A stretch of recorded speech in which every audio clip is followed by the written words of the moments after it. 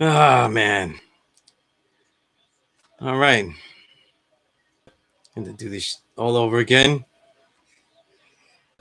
Let you students come back in the classroom. You let me know if you can hear me, and then we can continue on and stuff. And I think it's only emblematic that I really missed doing this just in the school. You know. No. But the sound should be good now. So if everyone is out there, y'all come back in and build and stuff. Um, when I set up the stream, I have to actually set it up with the right microphone, the additional microphone, because this laptop is a pain in the ass. All right, that's good. That's good. Yeah, yeah. So, Supreme Scientist, peace, God. All right, self-magnetic peace to the God. All right, yeah, that's good, man. Yeah, it's just that when I set up the other stream, I didn't have my microphone plugged in, so it set it up for the default microphone that was in the in the regular microphone in this the crappy microphone in the that I ruined in the laptop. I don't know how I ruined it, but I ruined it. But yeah. So back here, this is gonna be the last class that I do exclusively online. Unless new epidemics, new pandemics, new moments of apocalypse, happen. But I'll continue to have this set up inside the classroom. The laptop will be on the table, microphone, so people can do the knowledge and yeah, yeah. No, the pork microphone is actually the embedded microphone inside this thing. So I had to get the right microphone. You know what I mean? But yeah, self-magnetic. I'm gonna be streaming when I'm in Mecca. It's easy. It's not really a bother. I always bring my bag and everything filled with things, so it's not a bother to bring the laptop and the microphone with me and just stream along as in the classroom. So it's not a problem. So we'll definitely do that. You know what I mean? But yeah. So in this session, maybe we could just solidify. You know, you students can realize that that this has been the time that you have had. Yeah, mask on probably. Yeah, but we can solidify, how we are going to be as online students. I see some brothers that just recently emailed me, and they, good students here and in the stream, and they're hitting me up from real distant places. You know what I'm saying? Real far away. So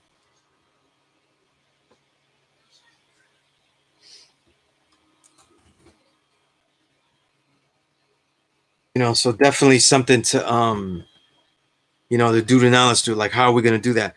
They don't have new case immersion now. I see they shut in certain place spots back down. Yazid, peace, God.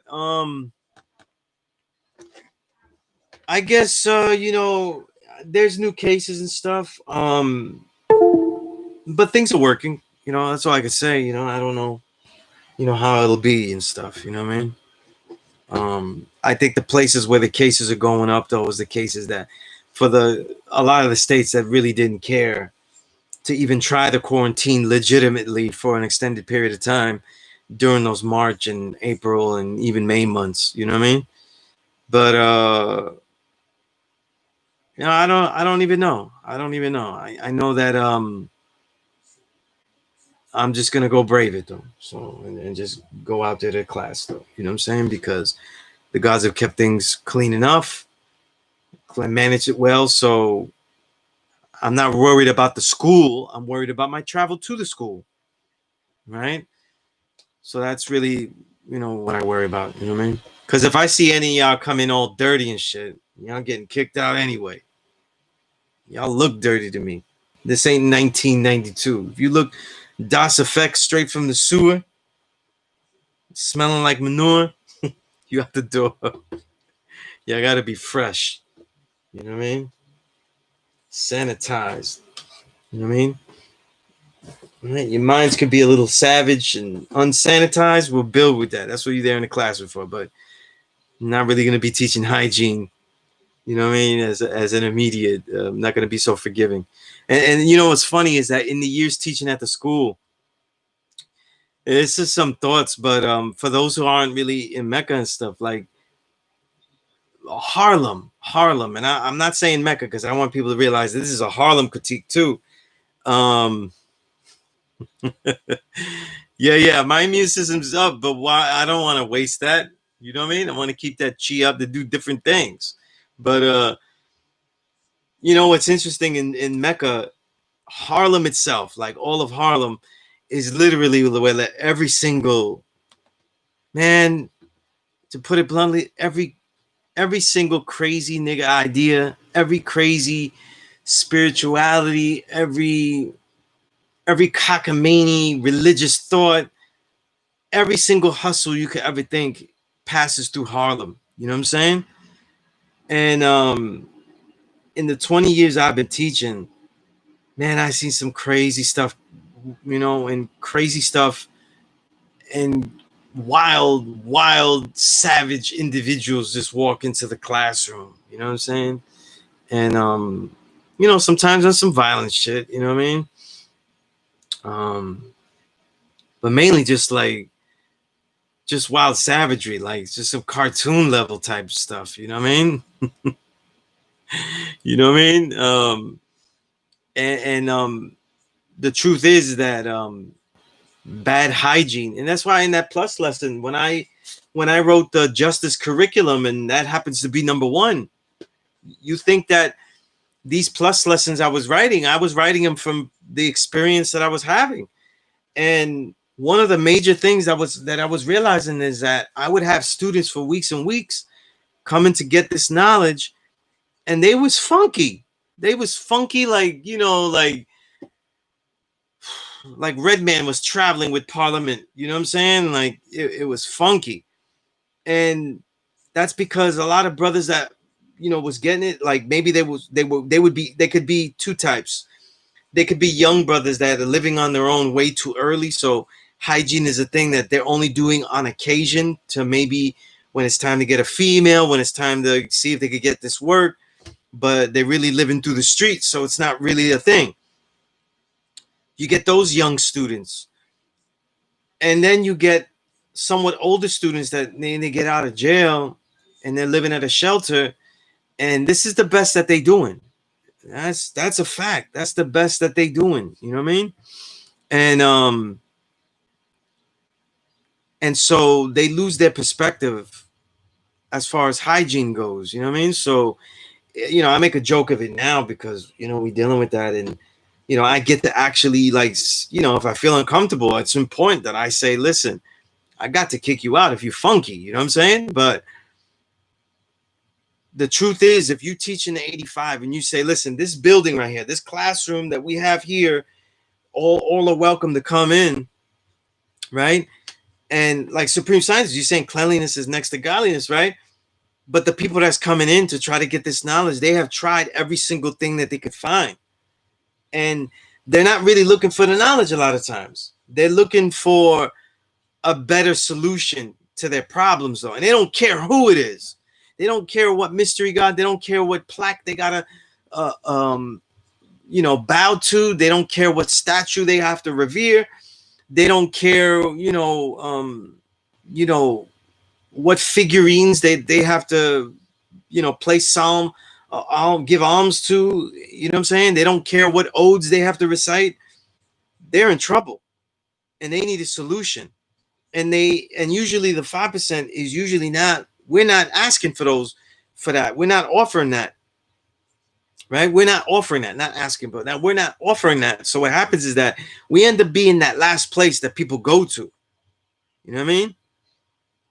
We end up being that last place that people go to because they tried everything else. So a lot of times they're not a seeker of knowledge. You know, and I said this before in like one of the earlier online classes, though, it was an important build when I build on teaching. A lot of the a lot of the those who come to get the knowledge are not actually seekers of knowledge. They're seekers of solutions to their daily life. And that's because we teach a spiritual answer, no matter what we say. Like, we're not religion, we don't deal with religion. We are giving a spiritual answer. And like, you could lump us in with religion, because when you go to, any Christian church, man, they got all the wrong answers, but they're saying this is the answer. This is the actual answer. Right? In 793rd, right? Yeah, seeker of refuge of some sort, or some respite, because they tried everything. So being the God, like, you're gonna deal with people that, you know what I mean? Like, they're just coming for help. Plain and simple. They're coming for help, and you might be the last straw, and because of the way we build the ferocity that we're known for, we're not that first option. You know what I'm saying? And once people start to hear us build, and they usually see us, they see that this is not a religious thing. We're not looking up to anyone. No, we're not providing for people and we're not embracing. See, we embrace all people that help other people, embrace the weak, right? They should admonish the wicked, right? They don't, though. Sometimes they embrace and funnel the cleverness of that wicked, right? And mold it. That's usually what religion does. They embrace the weak falsely, and they collect the wicked and mold it. They mold those next level wickedness, to be the next generation. But when people see us, like all people that help, we deal with the weak. You know what I'm saying? That's why you have to know your lessons. You have to understand them, because we deal with the weak. So any man that is made weak can become wicked. Okay? That's one thing about the lesson. When it says any man which is made weak and wicked, it says any man which is made weak and wicked. You have to analyze that, because that's the combination. But to be weak, it's the idea of becoming weak, and then you become wicked. So you're weakened to a state where now you have to use all of your capabilities, and usually it's your weakest weapon is your wickedness, or wicked ways is the weapon that is chosen. But we take in the weak. But because we admonish the nature of wickedness so heavily and so ferociously, as we should, we usually don't get those people first. You know what I'm saying? We usually don't get those people first. You know what I mean? But we do definitely get people, a lot of students, or would-be students. I call them would-be students because I'm calling them students, but that's only because they walked into a classroom, and we assume. But they usually walk in the classroom to be a follower of something. You know what I mean? To help them and guide them out of a situation. And some of them then, because of that, and if they find this to be useful, they're willing to become learners to get this knowledge. You know what I mean? And so a lot of the people I've taught over the years are people that were willing to become learners of this knowledge. You know what I mean? And therein lies the analysis, the major analysis in that powerful degree. You know what I mean? The duty of a civilized person, that knowledge build degree, right? Duty of the civilized person is to teach he who is savage civilization, right? Righteousness, the knowledge of himself, and then 4, the science of everything in life, which is love, peace, and happiness, right? But what you're really offering when you teach a classroom, when you teach your civilization class, when the more public the forum becomes, you know what I'm saying? The more public the forum becomes, then the more realizing of the fact that you're really dealing with people that just can deal with, civilization, right? Making them aware of where they are and what is around them, right? And what that they have, some work to do. And then if they engage, then righteousness, the righteous acts to perform that, so they can actually engage in the better parts of civilization, right? Because We just taught them that all of this is not really what civilization is. You know what I mean? And real hip hop, if they smell like that, well, they're in trouble. You know what I'm saying? They're in trouble. You know, they could go back to that, right? They could go back to that, right? Yeah, and that's real halftime, right? They're gonna be people become born again once they go through hard times. And the truth is that listen, one of the things that I can't say I have a solution. I can't say I have a solution for that.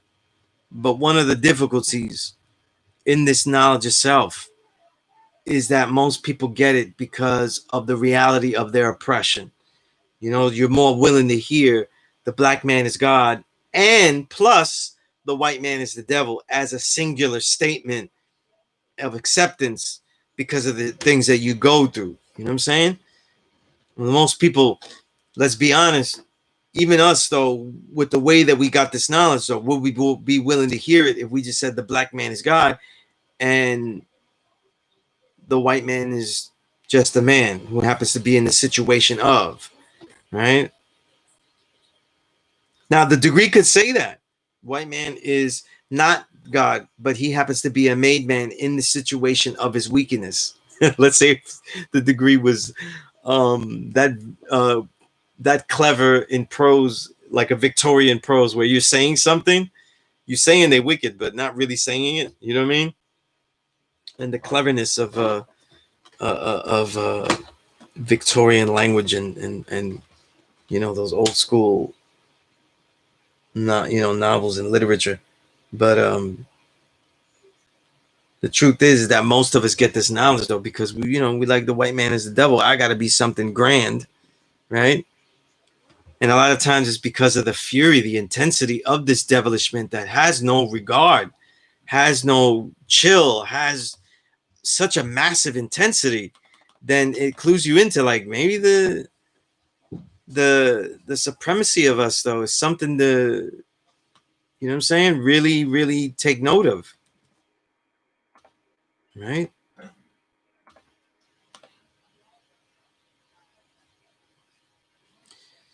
But let me quickly post this new link in my social media so that way the people that saw it there, they just get it there.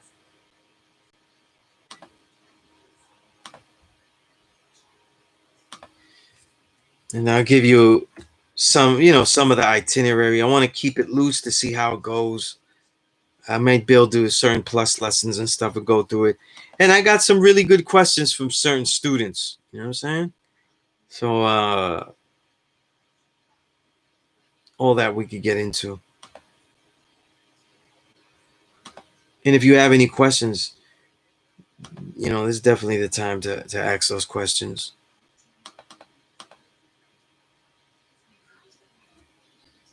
Yeah, but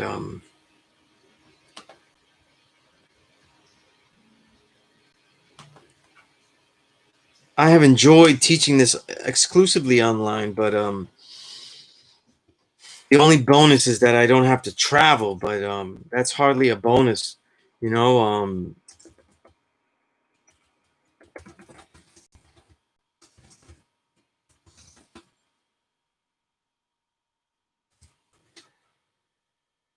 It's hardly a bonus because like I said, I've been doing this for 20 years, so it becomes a thing where it just feels weird to not be going to a lot of school. You know what I'm saying? It literally, since I got knowledge though, it's literally a home for me. You know what I mean?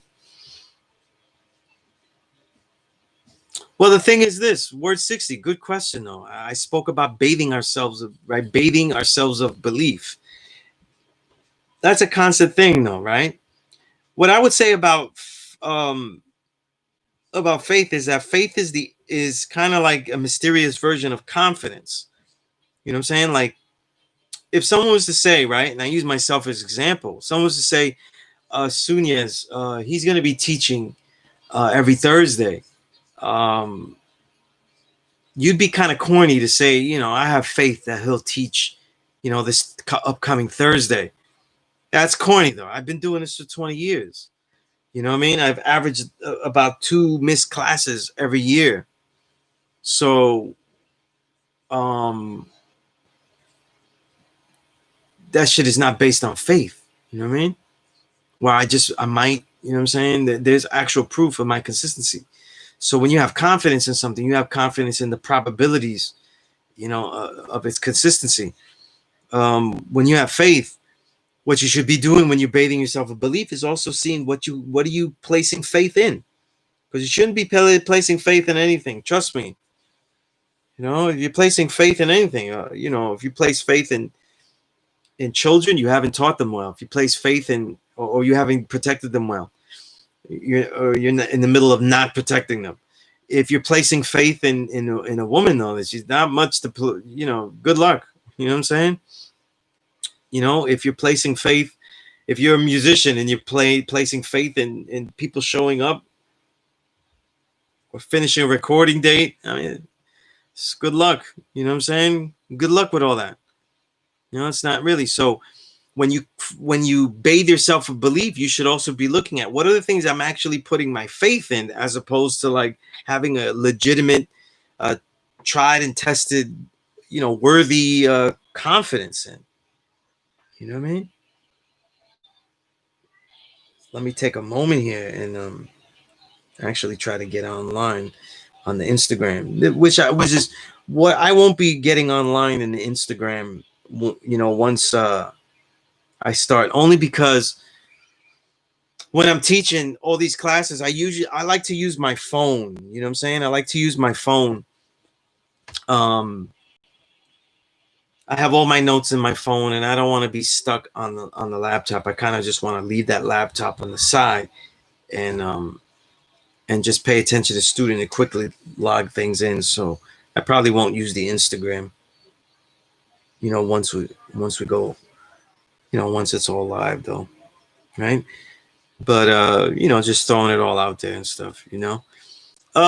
For me, and this is just might be useful for me, the phone is not really like a social media device per se.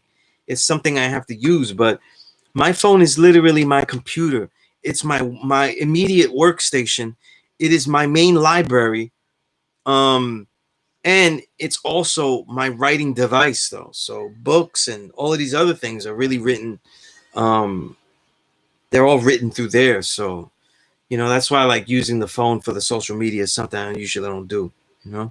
So Self-Magnetic said, is faith misused as trust? Yeah, absolutely. That's a great observation there, Self-Magnetic. You know what I mean? You have faith in someone, and then what happens is you end up trusting them. And people got to have a track record, to build confidence, right? Real hip hop. I need to set up a Gods and Earth dating site. That sounds awkward as hell, but you know what I mean? I'll take a gander at it, right? I'll put a nice little muscle pick in there, right? We'll get it going, right? Anything to help the gods, right? Build, right? But yeah, anyone's out there, I'm online now, just so you can see how this is gonna be the last exclusively online session. So I'm not gonna be using the Instagram. I usually use the Instagram when I'm not. I usually use my phone when I'm teaching in the classroom. Because I have everything in the laptop here as I'm streaming on my YouTube site. I'm not going to be using it, right? So yeah, P.E.A.C.E, but I'm using it now, but until the next apocalyptic event, this will be the last class that'll be exclusively online and stuff, and we'll be back in the classroom and stuff, with y'all 6+ feet apart, however we do it, in the classroom.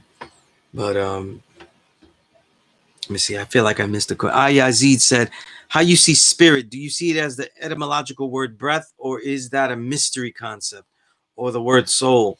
You mentioned etymology being the study of words, right? And somebody's asking me about the God Yazid is asking me about yeah, 7 feet supreme. Yeah, let's do it. Yeah, that 6 is not, yeah, it's trick knowledge, right? But I'll say this, right? you said etymology of the word spirit, right? We could, when we talk about etymology, we might be thinking about going in ancient times and seeing how a word was used, and like, no, it was used this way, and now that's a secret to how it's used incorrectly. No, no, no, no. The etymology of spirit is butchered and destroyed as we speak right now. You know what I mean? So all of this stuff, that's not what we teach. Just so you know, we don't teach this because we can't prove that. So everybody with their universe is about to do this, and the universe answered back, and the spirits of this and the spirits of that, all of that though, we don't teach none of that. So using these words like spirit and everything like that is really manipulation. You know what I'm saying? I think it's also a butchering because in the whatchamacallit, in a lot of the ancient sciences that are really profound, like Qi Kung, and mastering the breath and accentuating that with real living chi, your energy in your body, and being able to recognize it and then utilize it and bring that up. This is something that is real. And having words, having words like the spirit and the breath, and people manipulate these words. They also manipulated a lot of the sciences that we could really, really be getting into. So it depends on how people use it, Ayazid, and most people are using these words wrong and stuff. You know what I mean? Or not wrong. Not wrong. You can't say a word's wrong. Like a word like spirit is wrong because it's been consistently used to mean something mysteriously. The word's being misused as we see it for like what, hundreds and hundreds of years, maybe thousands of years. The solidification of the concept of a mystery god begins with Yakub making the devil, and then making the concept of a what, hell and a heaven, right? Those that weren't chosen going to heaven, right? And then those that are chosen, though, right? The holy babies, right?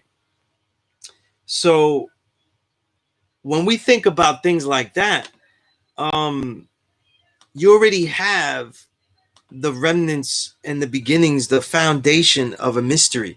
So the language is corrupted since then, and that's thousands of years. You know what I mean? That's thousands of years.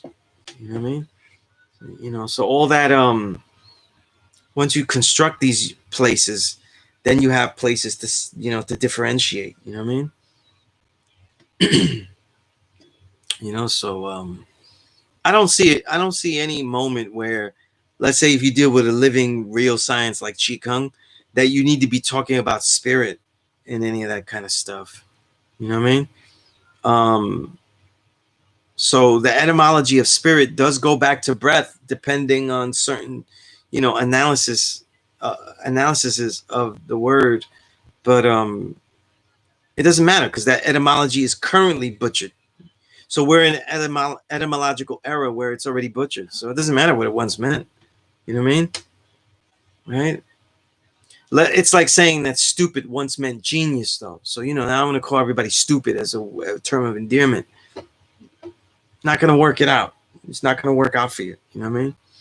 It's been already butchered. Real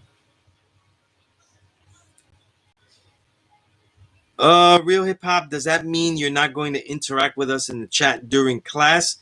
It means I'm going to ignore you to high hell. No, in the beginning, I probably interact with you guys great because, I'll be closer to you than I'll be closer to the students technically.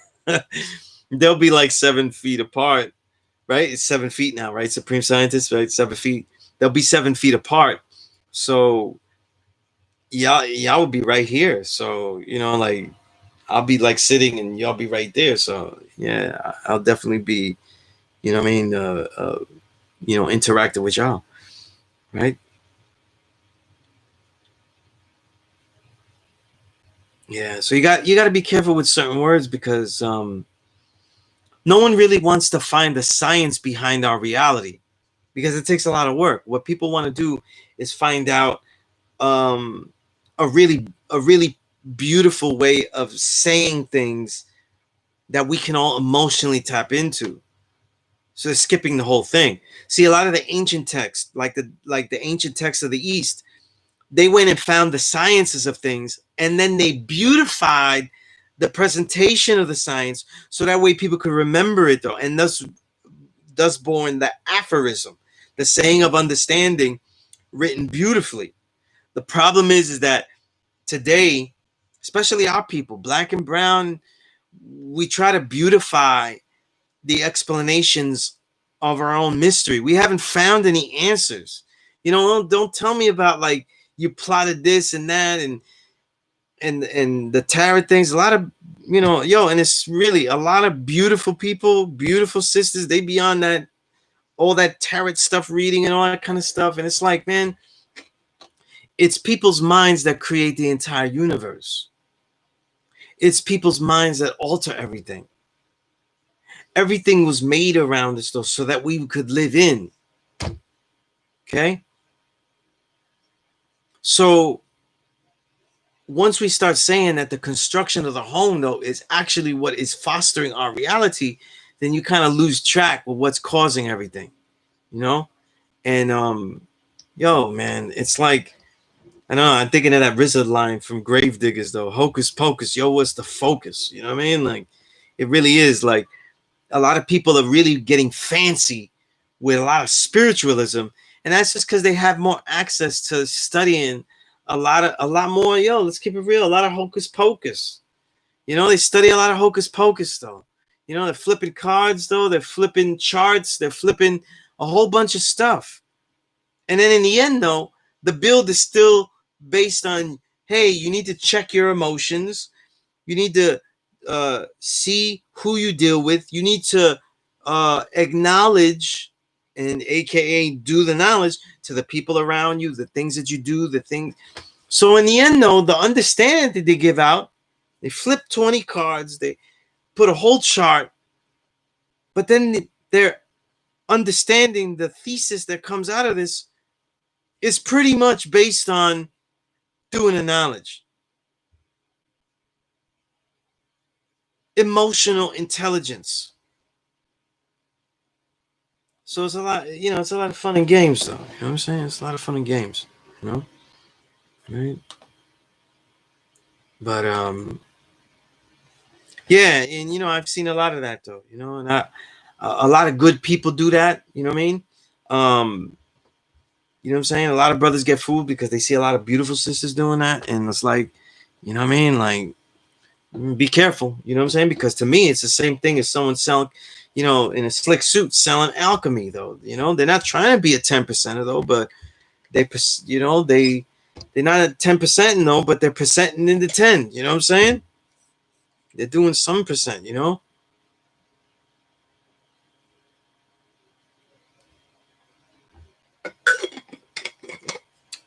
Think about that for a minute, though. Go around there. Go around and see the builds that people have, like builds, and I call them builds. Go around with the astrological solutions and all that kind of stuff. In the end, the science that they give you, the insights that they give you, the so-called insights, the formulation, right, is always about your emotional state. And in the end, though, it don't matter where you come from, you got to check your emotional state. I needed a fancy card set to do that.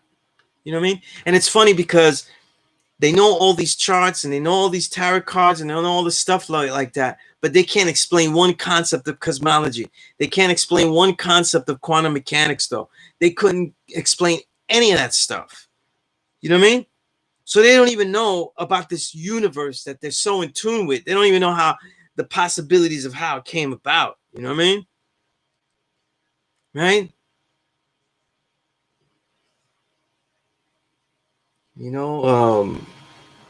They couldn't tell a neutrino from a gambino. They don't. They're not even studying. So the universe that they're using to analyze, they're totally ignorant of. Come on, they ain't read anything about astrology and all that kind of stuff. You know what I'm saying? A lot of people wearing crystals and they want to develop the energy and things like that and it's like the best things you could do with those crystals is make a weapon with them. You know what I mean? Get a big one though, and just stab somebody with that. That's the best thing you could do with them crystals. Everything is gonna have its purpose. Everything's gonna have its aura. Everything's gonna have its nature. Everything's gonna put you in tune though. If you set an environment though that focuses you on those things, you know what I'm saying? So all these things, right? The crystals, all that kind of stuff, you know, all of these things, right? But people do all this stuff, right? And I bug out because people talk about all doing all this stuff, right? And they'll have 50 crystals, they'll do all this stuff like that. But if you ever actually sat in the lotus position for more than 20 minutes, right? And actually made sure that you felt the chi energy and then how it affected your mind and what you did to react to it and how much discipline does your mind have. You know what I'm saying? Julie here. I know yeah, I am gang banging on the crystals though. You know what I'm saying? I love all those things. I love to make an environment that is peaceful, that is contrary to the Western world. You know, as a martial artist though, that's what we love, all of that kind of stuff, right? But if a lot of these things are augmentation, but people augment their stuff so weak that it doesn't matter. It's almost like it's weak stuff. It's not working. It's not gonna work. You know what I mean? And in the end, no, everything is based on your emotional intelligence, you know, and that's not me. You know, that's not me. That's what they're saying. I go to all these things. I check out all these things. I'm like, what is your solution in these things? What is the point that you're saying? And it's always the same. You got to check yourself because in these times though, you can get hot-headed in things like this and everything like that, you know? But if we were looking at somebody and we were making a true statement, I'd probably say, listen, what was the things that you was eating and how that might have affected you right now, right? So we got to think a lot smaller and everything. You know what I'm saying? We got to think a lot smaller, you know? Ayazid, you said, what book would you recommend for increasing one's emotional intelligence? There literally is a book called Emotional Intelligence, though. That's why I said that. You know what I'm saying? Because, and I'm doing that on purpose, though. I'm doing it on purpose because what I'm saying, though, is grossly offensive. This is what I'm saying. I mentioned emotional intelligence because there's a book years ago that Daniel Goleman wrote, and it speaks about the science behind emotional intelligence and the effects on the neurology and all these things. And here's one of the things. A lot of us are embracing solutions because they seem more African, because they seem more indigenous, right? But at the same time, though, the more insightful aspects, though, that other man is already building with. You know what I mean? And they 2 steps ahead. A lot of people bug out, but they've been analyzing our ancient documents long before we started getting into them because we've been ignorant, right? And we weren't reading, right? We were taught not to read. You know what I'm saying? And then when we were allowed to learn to read, we were taught to misread, right?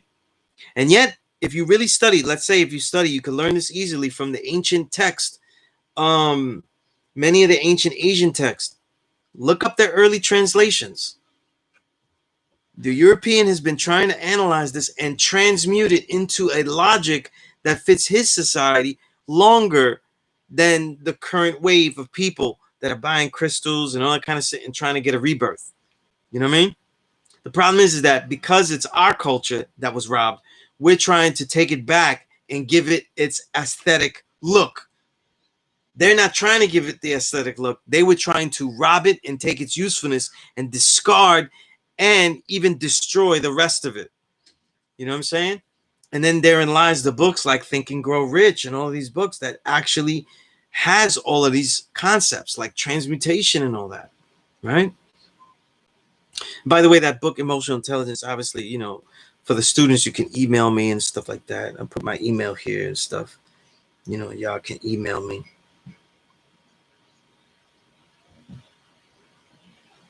Just give me a little build about, peace to the God, Genzu, right? It's been a minute, God. All right. And one of the great musicians in this era. Let me look back at these comments here. Okay. No, that's peace, God. Yeah. You know what I mean? Here's why I don't always bear witness to readers and stuff, because a lot of readers are using cues that are based on science of the body.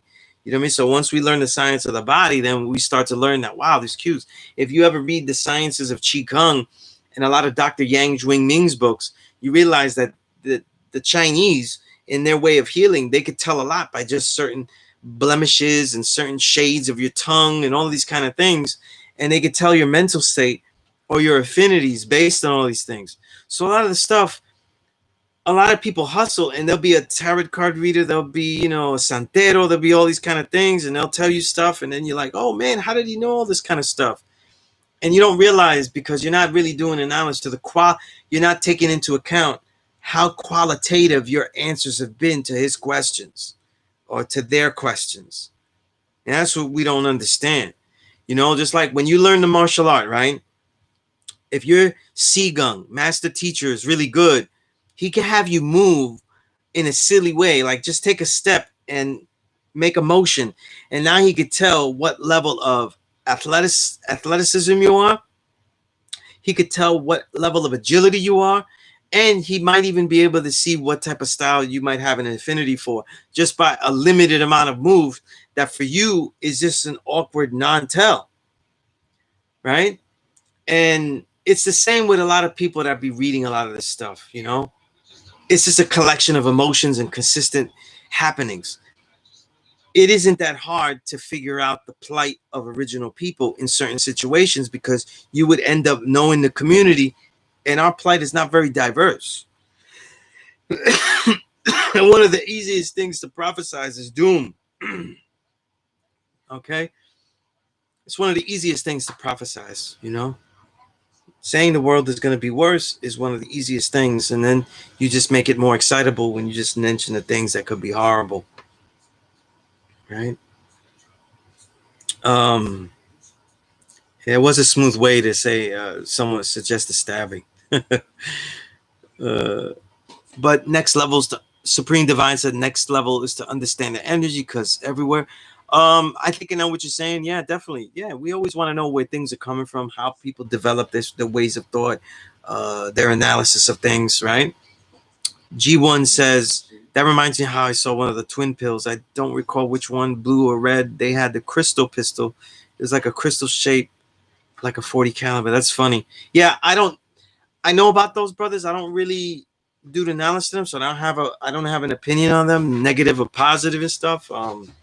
You know what I'm saying? I see them with certain people that I consider builders, so hopefully, them brothers build and everything like that. You know what I mean? But other than that, I don't really have an opinion, negative or positive. You know?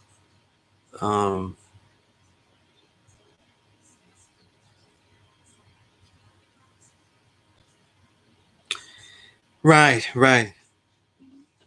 Yeah, I mean, look, Supreme Divine wrote here conductors, right? And that's what I mean, right? A lot of these crystals are understood to be conductors, right? But the people that are using them, though, have no idea about how to actually navigate and manipulate the electromagnetic energy that's in their body, which is literally what Qi Kung is, what your Qi is. They ain't taking no lessons in that. So holding that crystal and putting the crystal on isn't going to do anything. You know what I'm saying? It's literally just going to make you feel good. And then when you get into particular crystals and the particularities that they observe, you're fishing. You fishing. You don't have those powers yet. You know what I'm saying? You can't even strike anybody and throw out some of that chi, let alone draw it up and heal something in the body. So you would have to teach people that before they get a conductor. You know what I'm saying? Right? It's like putting a silencer on a gun, though, but they don't even know how to get the bullet inside the chamber. You know what I mean? Let alone pull the trigger. They don't even know how to do that. So they got a long ways to go. You know what I mean? Still look at the crystal like the silencer, though. You know what I'm saying? It might focus things. It might, but that's a long way off, man. It's a long way off. Black Prophet, right? Same thing with the translation of the meta. Yeah, indeed. Gold diamonds are high quality. Yeah, I'll take some of those. I'll take some of those gold diamonds though.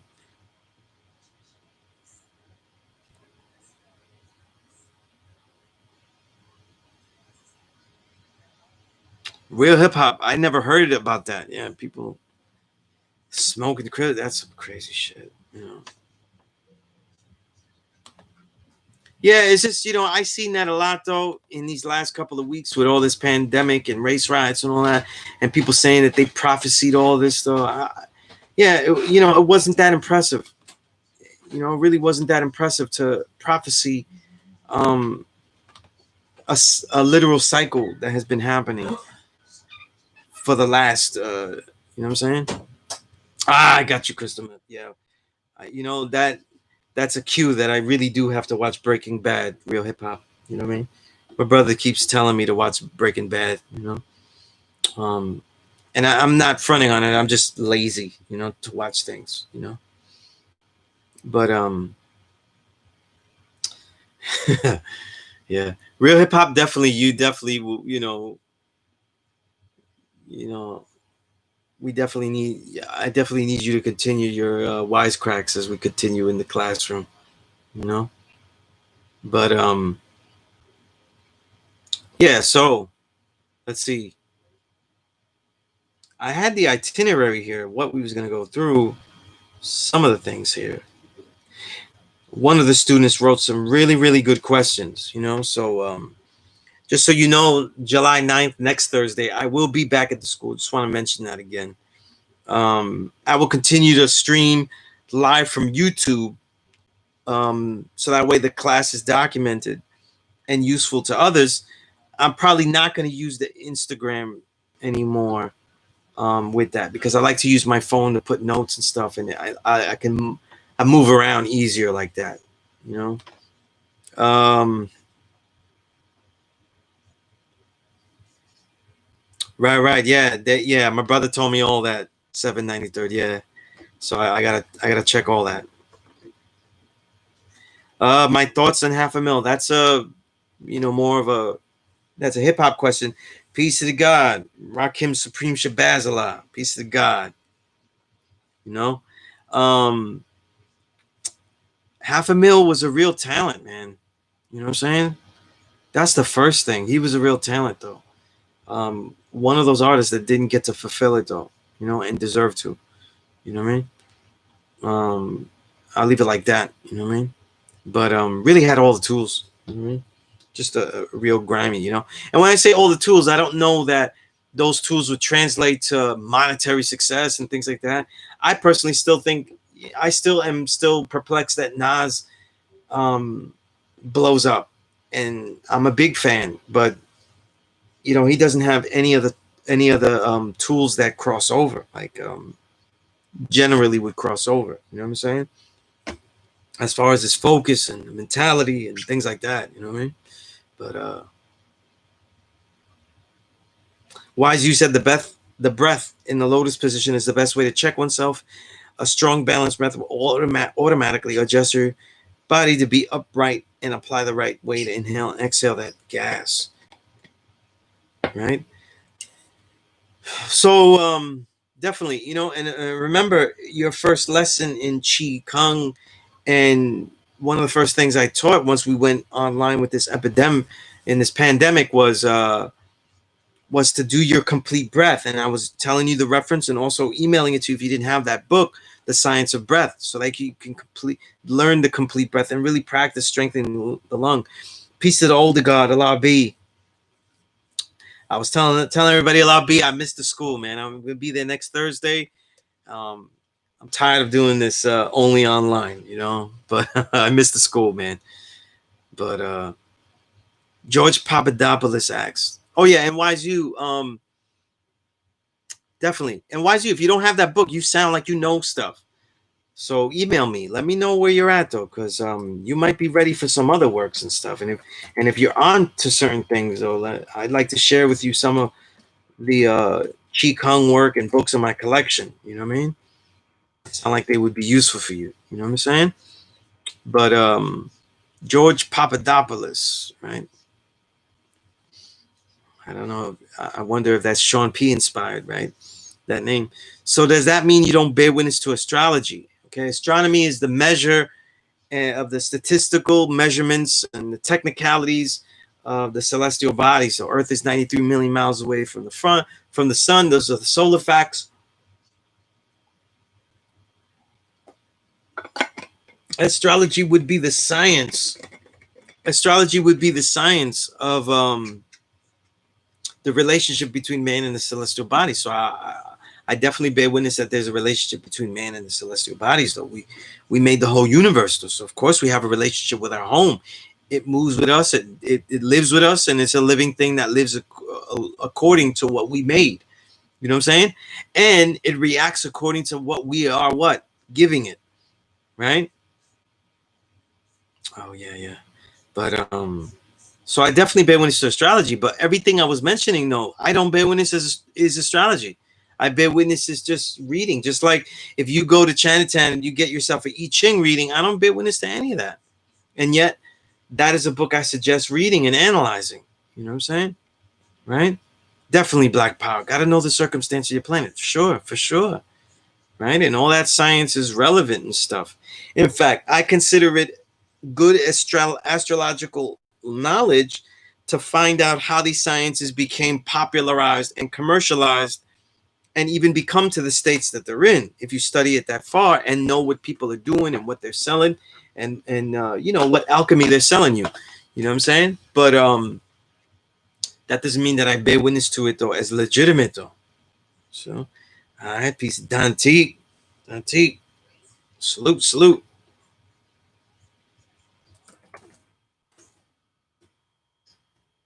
All right. I see my brother Dantique. You know, we're always looking for anthemic, inspiring artwork. And Dantique, half of Billion Man Rebellion, one of the best groups, duos to come out, and one of the best albums this year. You know what I mean? Inspiring. You know what I mean? But yeah, and that's what I mean though. So you know, I don't want you not to study all things. You know what I mean? But you know, it's a lot of snake oil salesmen. You know what I'm saying? It's not, like I said though, nobody impresses me reading a chart and forecasting doom. No one impresses me making a chart and analyzing how you have to deal with your emotions in particular situations. You know what I'm saying?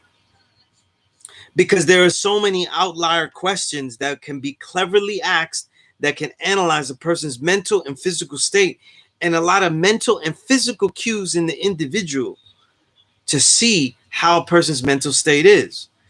You know what I mean? So it's not all new.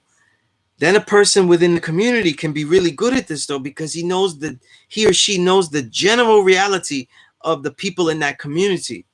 So they know the general problems and stuff. You know what I mean?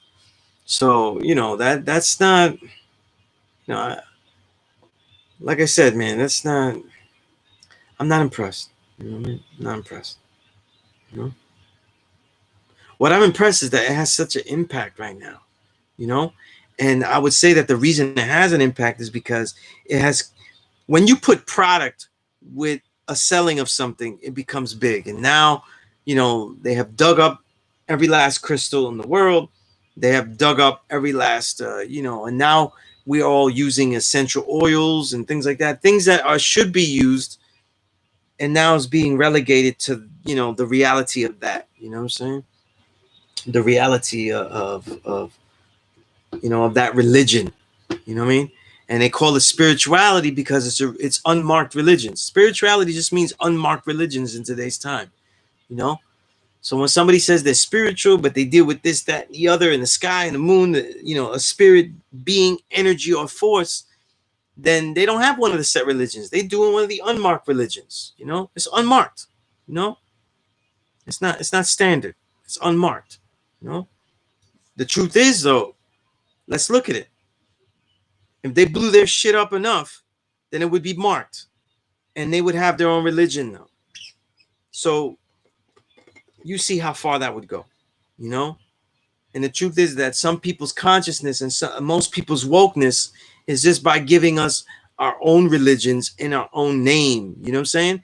And I'm not trying to salute people that are just building up mysteries that have black faces, that have brown faces. That just steps backwards. You know what I mean? Keep that Jesus figure. Keep him white. You know what I'm saying? Keep him white if you're gonna do that. You know what I'm saying?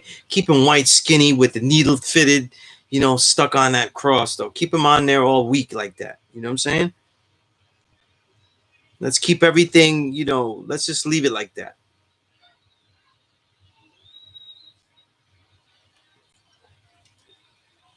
Right now we're just trying to get black versions of error. You know what I mean? Why would we do that? Right? But it befits the times though, like the Black Lives Matter movement, right? Black Lives Matter movement being more of a catchphrases, and as opposed to really having impact on policy. You know what I mean? Let's not forget, I'm saying this, the only legislation I saw passed though since all of these riots have happened though is some LGBTQ and IA plus something, you know what I'm saying, etc stuff. I didn't see nothing about not choking us or not lynching us. You know what I'm saying? If they already telling your answer though, right? So that's one thing.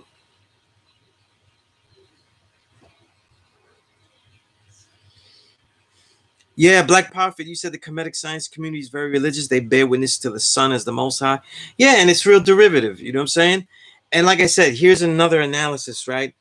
When we deal with the knowledge of self, we actually have to go back and realize that as students, we also have to be those scholars that go back and analyze the ancient religions, the ancient sciences, the ancient civilizations, because their perspective, the perspective that they were dealing with, is also based on analysis from scholars that also dealt with a mystery. So if the scholar, white or black, deals with a mystery god, he can only have the perspective and the concept in his mind that I am looking for past mystery gods.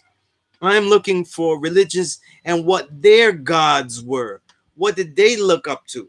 So now you might see something that shows a king and his crown with a serpent striking outward and the rays leading outward, but you say, oh, it's basically the rays coming inward from their deities, right?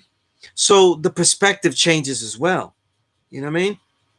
There's a great possibility that many of the ancient analysis of ancient civilizations and their mentalities is also corrupted by the mysterious framework by which the society that goes to analyze it is. You know what I'm saying? Right? Think of it this way, to put it in perspective. Let's say we stop all of this right now and we're only going to deal with the analysis of hip hop music and culture from Europeans, let's say if they still even exist, in the year 3000. Man, that's going to be a butchered ass hip hop, ancient hip hop history book. You know what I mean? That ain't one I want to read, right? And Real Hip Hop said Black Lives Matter leaders are all LGBTQ. Many, I gotta say, I don't know for sure, but every single leader I have seen is LGBTQ, etc., because they got too many damn letters though. I'm gonna keep it real. When shit gets real, I need people that's sure about themselves, just like you need people that's sure that's gonna slay the devil when you get there. I don't want people that can't even decide on a consistent reality of identity, making decisions about how we deal with warfare and protecting black folk. And that's something that people don't want to admit, you know what I'm saying? Because we're dealing more with freedom as opposed to culture, right? And that's a degeneration as well. Supreme Scientist said Babylonian astrology was originally spooky too. It was never a science. It was a system based on believing celestial phenomena were omens from their gods. Absolutely. And that impacts the way people have analyzed it since then, definitely a good add-on. Yeah, absolutely. You know, and I guess you know in this last online, I'm being brutally honest with everyone. You know, and I gotta say though, and I'm off the cuff here. You know, going to things, but I really I really like the direction from last week's class where I put it on the onus on you, the students, to really go get yours, and you have been really coming at me on the emails, contacting me, and really saying, what are the things that I can do to take this and rise above the limitations of being a distant student? You know, and that's how you get the knowledge. You know what I'm saying? You don't let time your time, the time you have or the space that you're in, define how well you get this.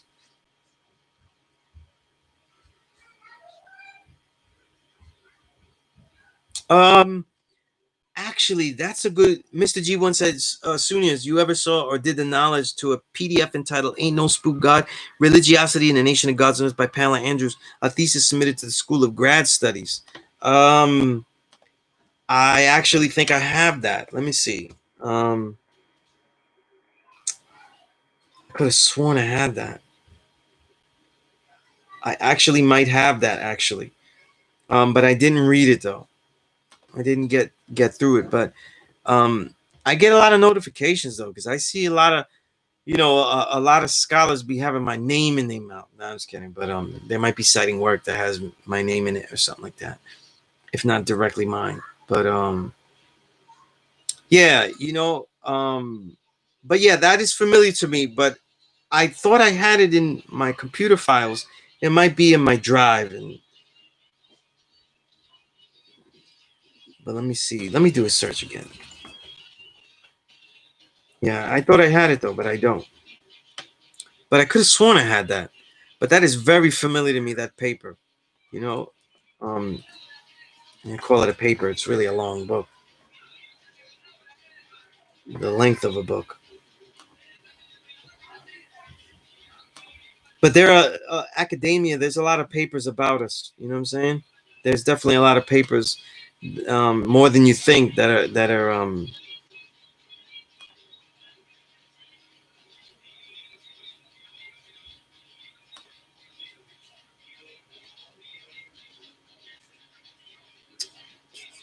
All right.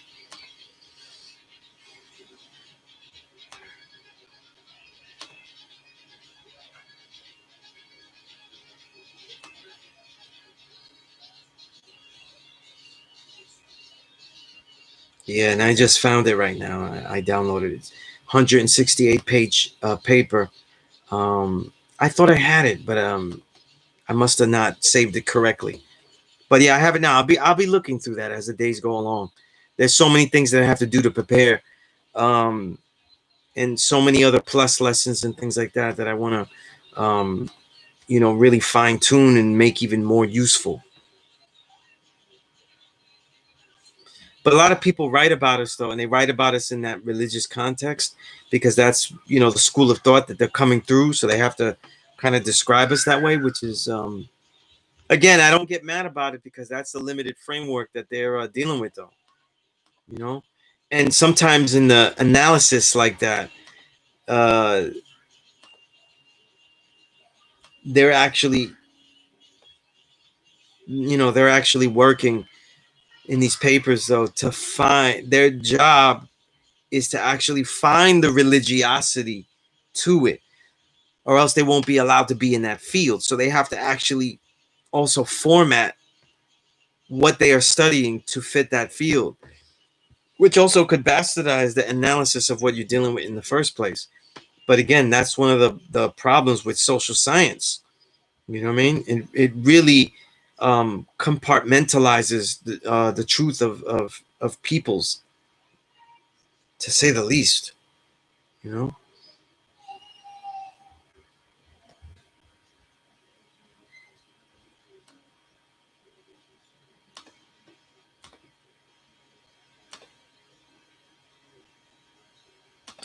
trying to open an email. Let me see if I had.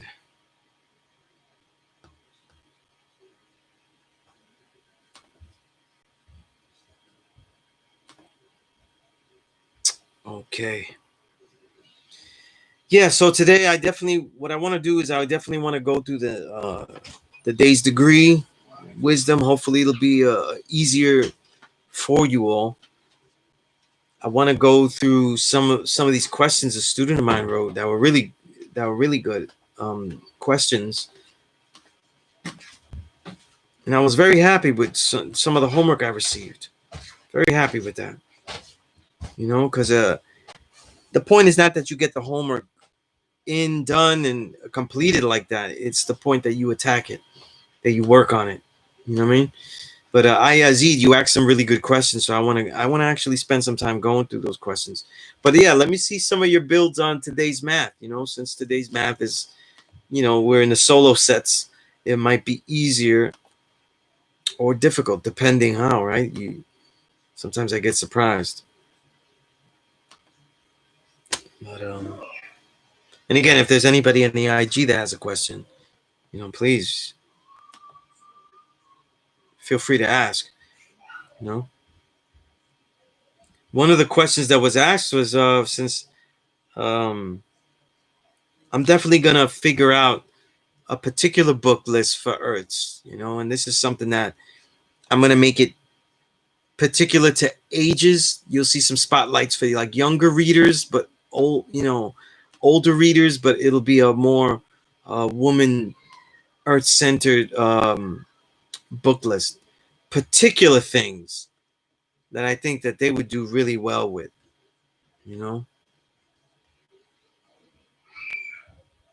definitely, find that useful. I mentioned some authors I think all women should know. I think men too, but all women should know who Vandana Shiva is and her work. The woman has a university called the Earth University, so that should be, a good clue in. You know what I mean?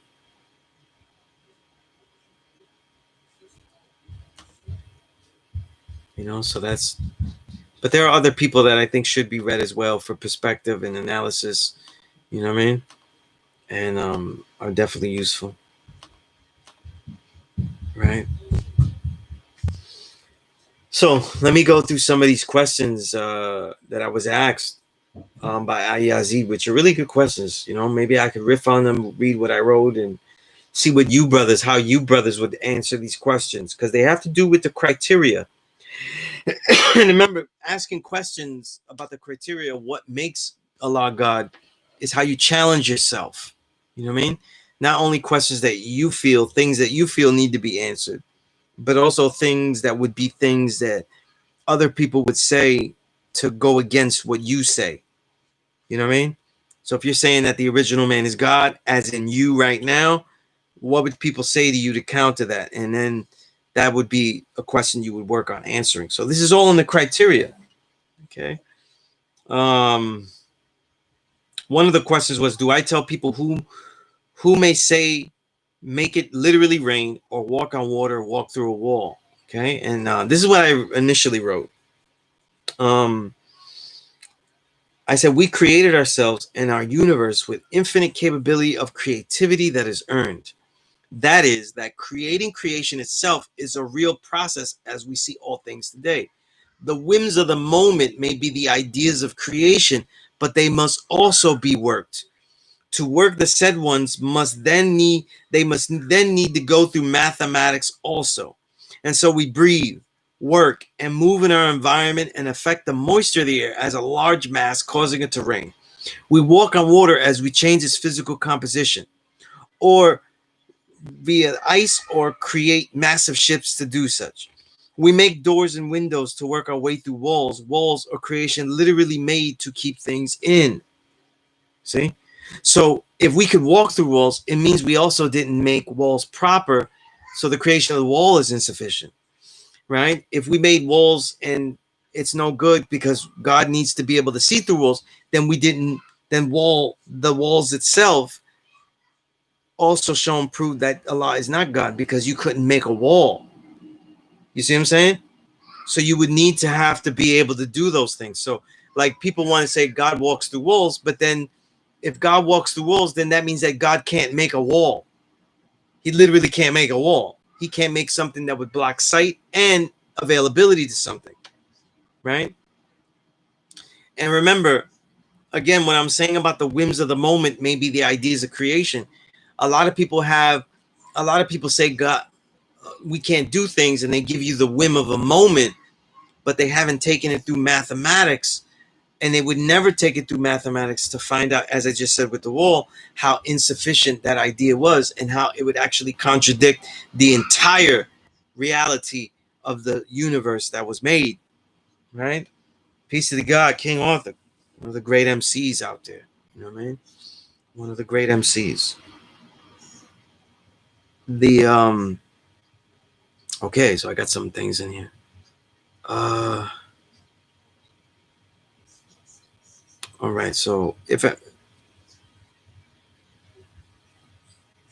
Real Hip Hop said today's mathematics is wisdom, right? Today, hopefully it's not a clue to you, it's July 2nd, is wisdom. Wisdom means to be righteous through words and actions.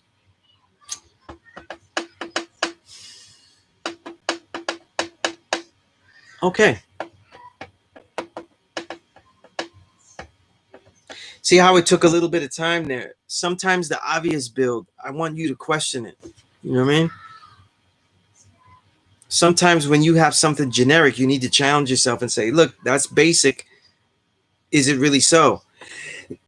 And the truth is, you build will feel basic. You have to continue to challenge it.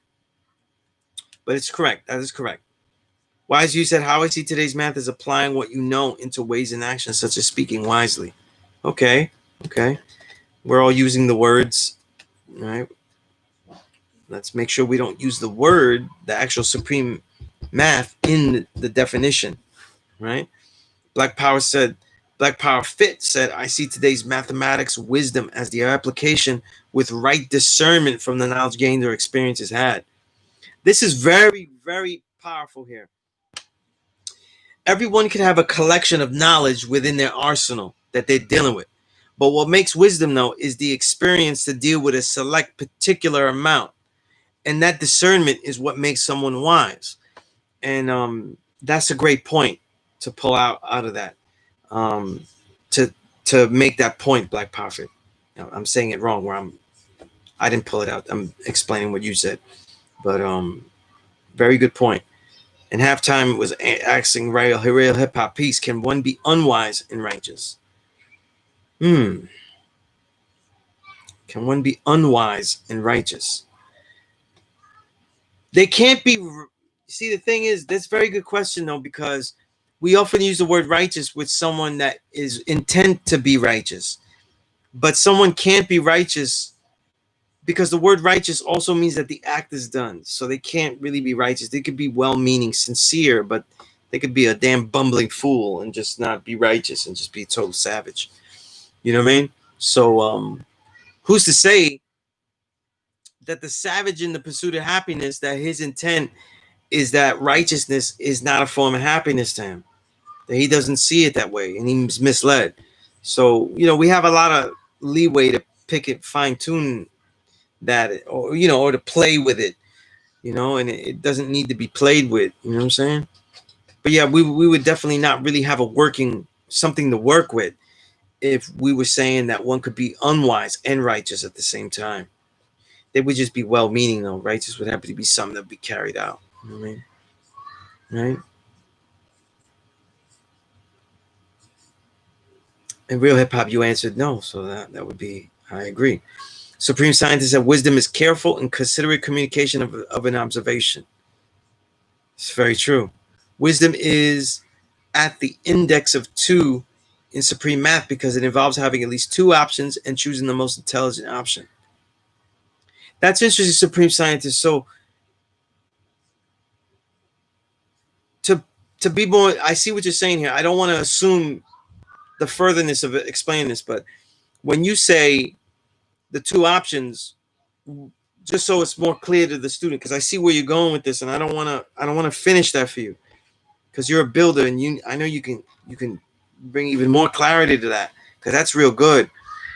What are the 2 options that everyone has once they have knowledge? Like they have some type of observation made, a correct observation made, right? What are their real options, right?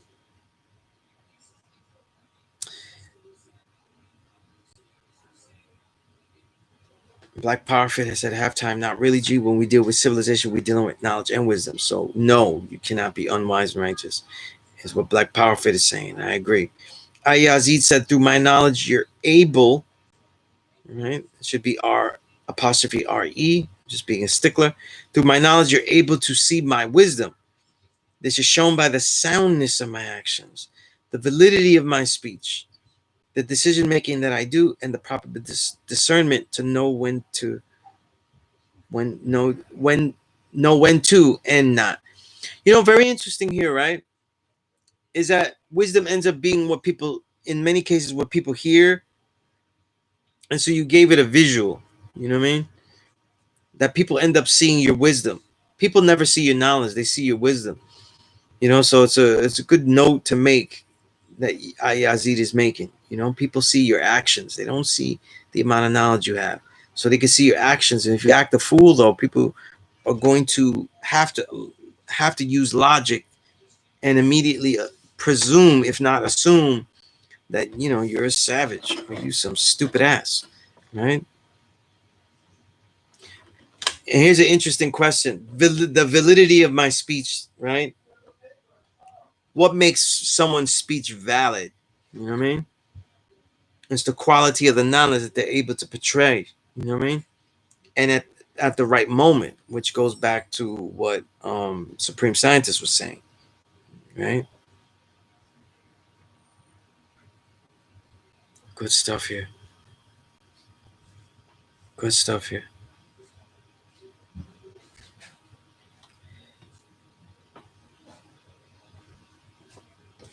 So halftime, you asking for a definition of righteous, right?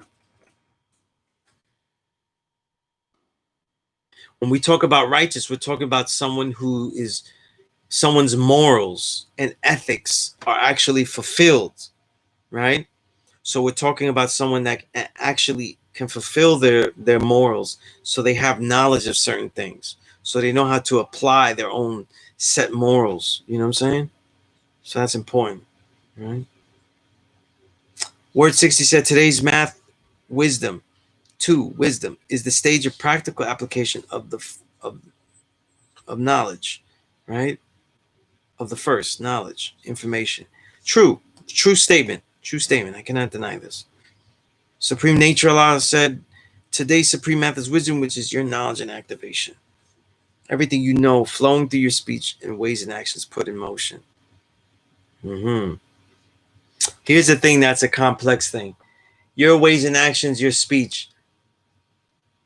So is it possible that we're saying that your wisdom know, because understanding is next, that means your wisdom has no understanding in it. It's just basically an uttering of knowledge. See? I'm just doing this to perplex you and to separate all of us, right? And trying to mess you up a little bit. Cortland Powell, peace. Peace, being righteous is part of being civilized. Part of being civilized is teach wisdom. To teach wisdom, one would have to be wise. I agree. I absolutely agree, right? Mm-hmm. It's good compound logic there.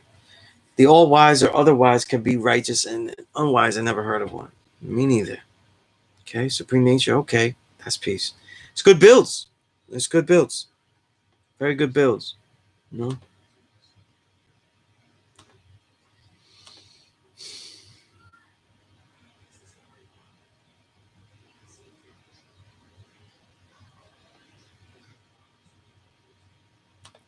All right.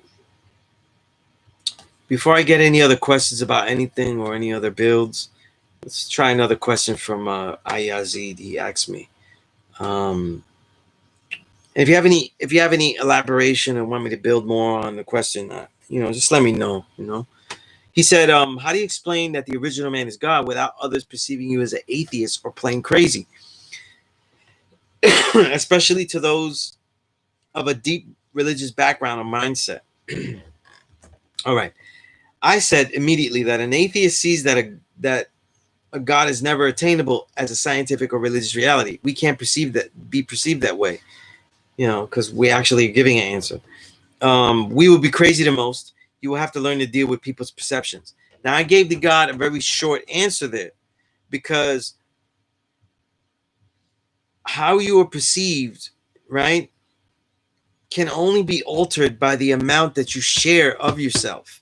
So if you're going to share yourself completely sincerely, then you have to expect that you will be seen as a little out there, weird, crazy, um, way out the box. The only way to prevent that without being a bloodsucker and keeping things for yourself is to actually build, and by sharing those things that you think could be useful. You know what I mean? No matter what, though, you could explain things wonderfully, though. If you told certain things to the wrong person, you're always going to have that situation. So, it's never fair. You got to be prepared to be seen as crazy. There's just no way around it. You know what I mean? No way around that. Okay.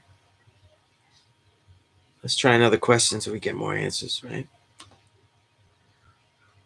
And again, your commentary or your thoughts on the questions, feel free, to add on and build.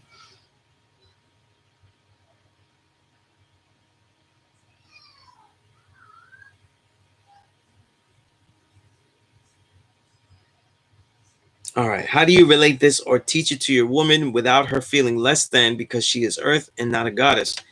All right. For me personally, the for the two that I actually work to try to teach them to be the earth for extended periods or whatever, um, were the ones that I fathered children through, right? But any other woman that I've taught had to be prepped not to be emotional. A woman's emotions have to be, eliminated, or they have to be recognized and then dealt with, you know. But the IG stream is gonna log out, so I get back on that later. But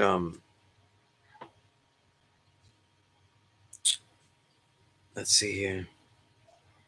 Yeah, you have to let them know that the truth hurts only if their ego is massive. And as any student, a woman that is willing to question and see the reasoning will learn. See, goddess is near correct, but wrong because she is not an alternate version of God man. Okay? Earth is descriptive of her nature as embodying all creation. If that is too small a title, then she is too big an ego to receive this at the moment. You know what I mean? If you explain that right, it shouldn't be that, right? Now, of course, though, it's not always right. It's hard to explain these things.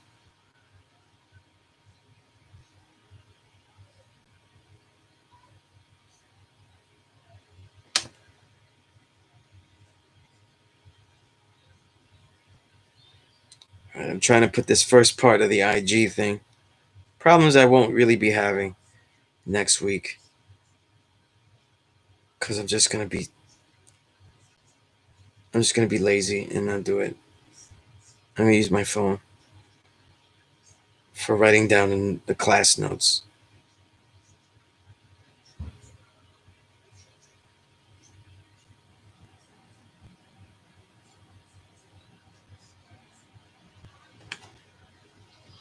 Let's see if there's any questions I can answer real quick. All right. Okay, so I see some. Self-magnetic said, peace, adding on, since wisdom is actions and words, right? When one conducts out of order, not right and exact, is it still wisdom if there is no audience to learn from the misconduct? There's you, though, right? You're always your audience, so you're always speaking.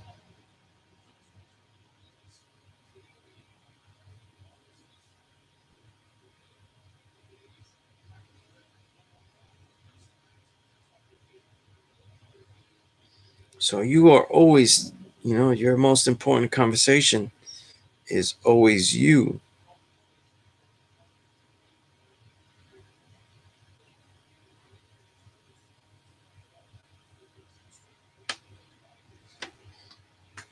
So that would be the way I see that. You know what I mean? Is knowing the 12 Jews verbatim a requirement of understanding 120 lessons? No, it's not real hip hop, but man, it's real short. I don't see that, like, it's easy to figure out. You know what I mean? It's easy to remember that. Once you acknowledge all the 120, though, if you have trouble memorizing 12 jewels, like, it's like, but it's a plus lesson, though. So, like, like, if you see it, you see it. It's really an analysis because 12 jewels is just stated.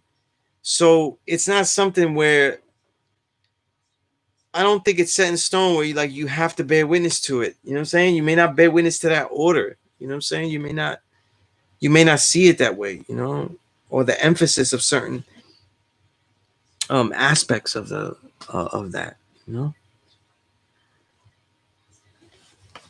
Yeah, but all right, so we have part 2, and let me see. Okay, I lost track of the self-magnetics said, or oneself if you cannot see the misbehavior until after damage is done, or even if you catch the lesson. Right. Yeah, you're always your audience, so you're always there. You know what I mean? Okay, 793rd said the word, the action, method, that experience gained through living knowledge. Okay. Yazid said every day I have a by myself meeting, cappuccino the good. Wow, I don't remember him saying that. Sounds like something you say though. But that's true, man. You're having that meeting whether you want to be met or not. You know?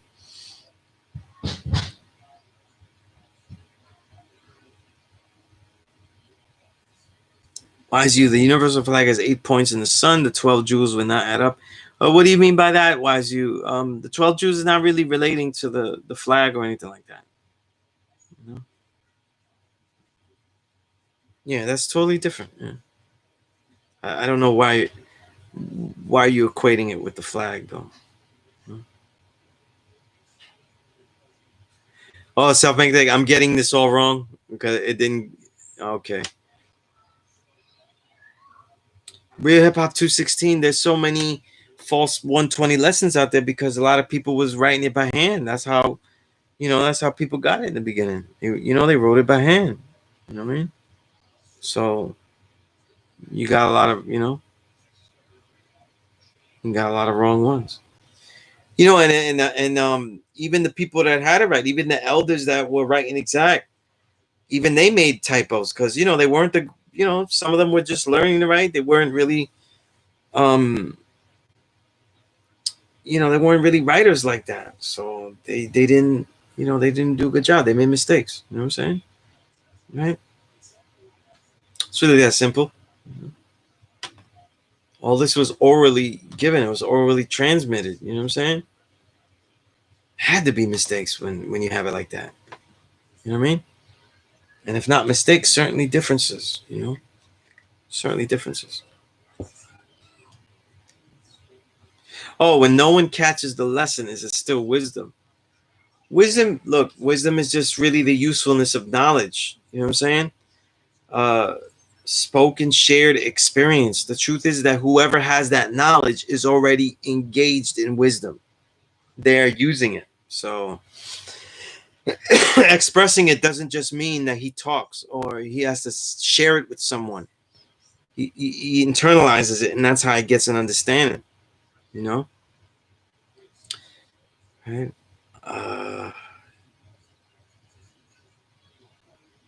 That's true, serious. They had a lot of wrong food in the interior cipher lessons, right? Right. Okay. Real. But why don't you rewrite and publish the 120? Well, certainly, I would never publish 120 lessons. Okay. And that way of getting it, you know what I'm saying, from your teacher, that tradition is the best way to learn. Though, I would never publish that. You know what I'm saying? I didn't write that. You know what I mean? I didn't write that.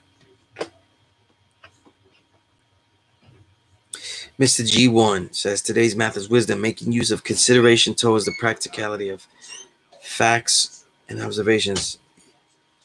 Yep, I definitely see that.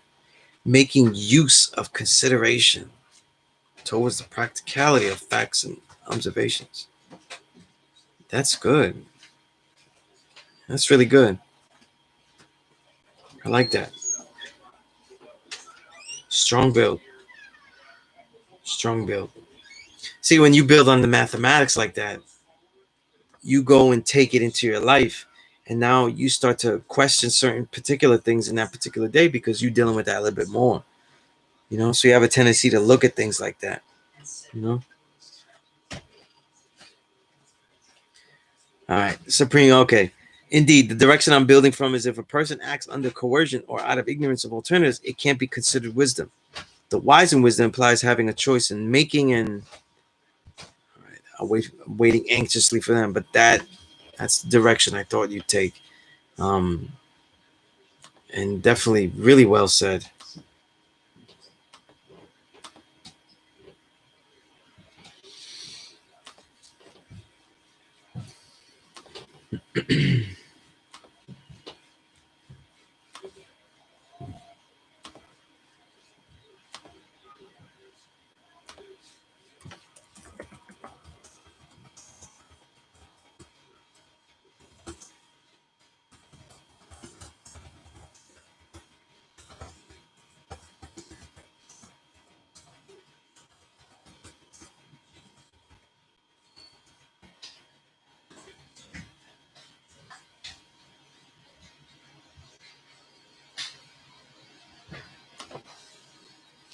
Okay, let's see.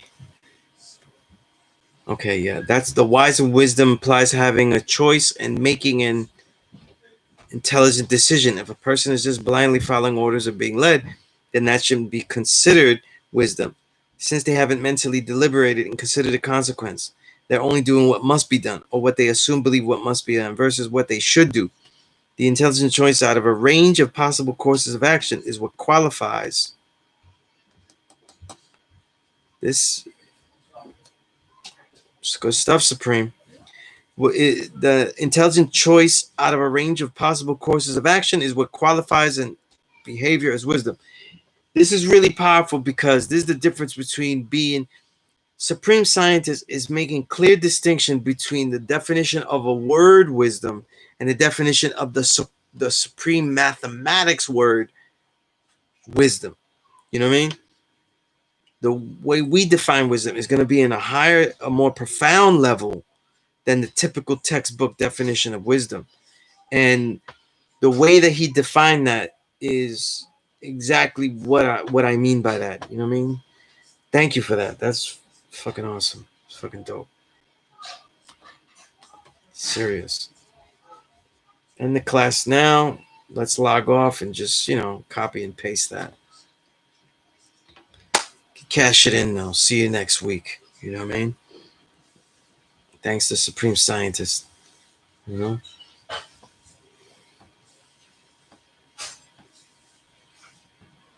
know? That's one time sometimes things get lost. We tend to build on the day's mathematics, and we're forgetting that these are supreme mathematics. They're supreme definition. They are on a deeper level than what we are dealing with. You know what I'm saying? Why, as you said, supreme math, supreme alphabet, 1 to 10, 1 to 36, 1 to 14, 1 to 40, H fast are the 8 points of sun. No 12, not 12 joules. That's a plus degree. Oh yeah, why is you definitely. You know what I mean? Definitely. You know, I see what you're saying. I know what you mean now. You know what I mean? Because people they plot the 120 lessons in math and alphabet as the curriculum on the 8-point star, 8-point sun. Yeah, but what I'm saying is that it's so easy to memorize that. Why not just, memorize that shit? My thing with the supreme, my thing with the 12 joules is that I don't know if I love the order of that. You know what I'm saying? I've always found it awkward sometimes, the order of it. You know what I mean? Right? Especially like these are rewards that you get. And you have like food, clothing, and shelter so near the end of it. You know what I'm saying? Those are kind of essentials. You know what I mean? So like it's, you really have to, one of the problems with 12 joules is that you really have to analyze it, and you have to bring your understanding and plot it inside of the 12 joules. So they end up being everybody's build because it's an incomplete state. It's incomplete. You know what I'm saying? It's completely incomplete. I don't even see it as much of a plus as much of a plus lesson, because it doesn't really teach anything. You kind of are fitting what you think and what you know to it. So it's not really it's not really that, you know, heavy, you know what I'm saying? Right? As far as that goes.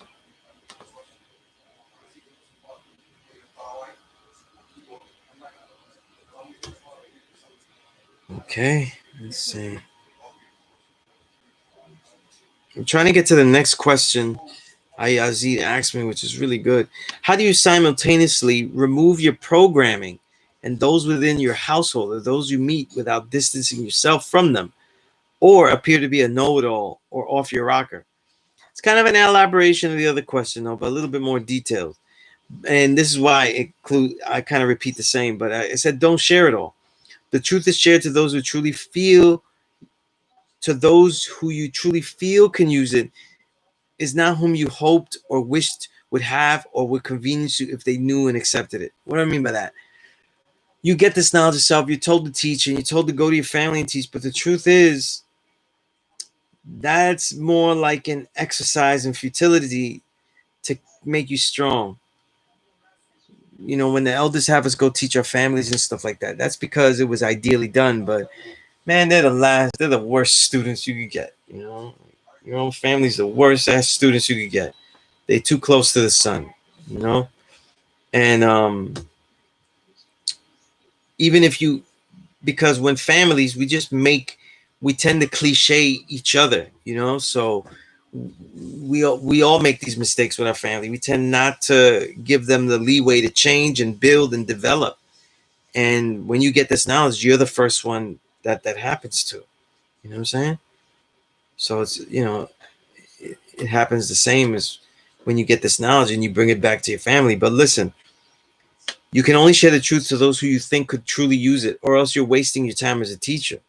You're not bloodsucking by doing that. You're wasting your time as a teacher to give it to everyone and everyone that is around you. You're also trying to make a better world, not make a easier environment. There's a difference.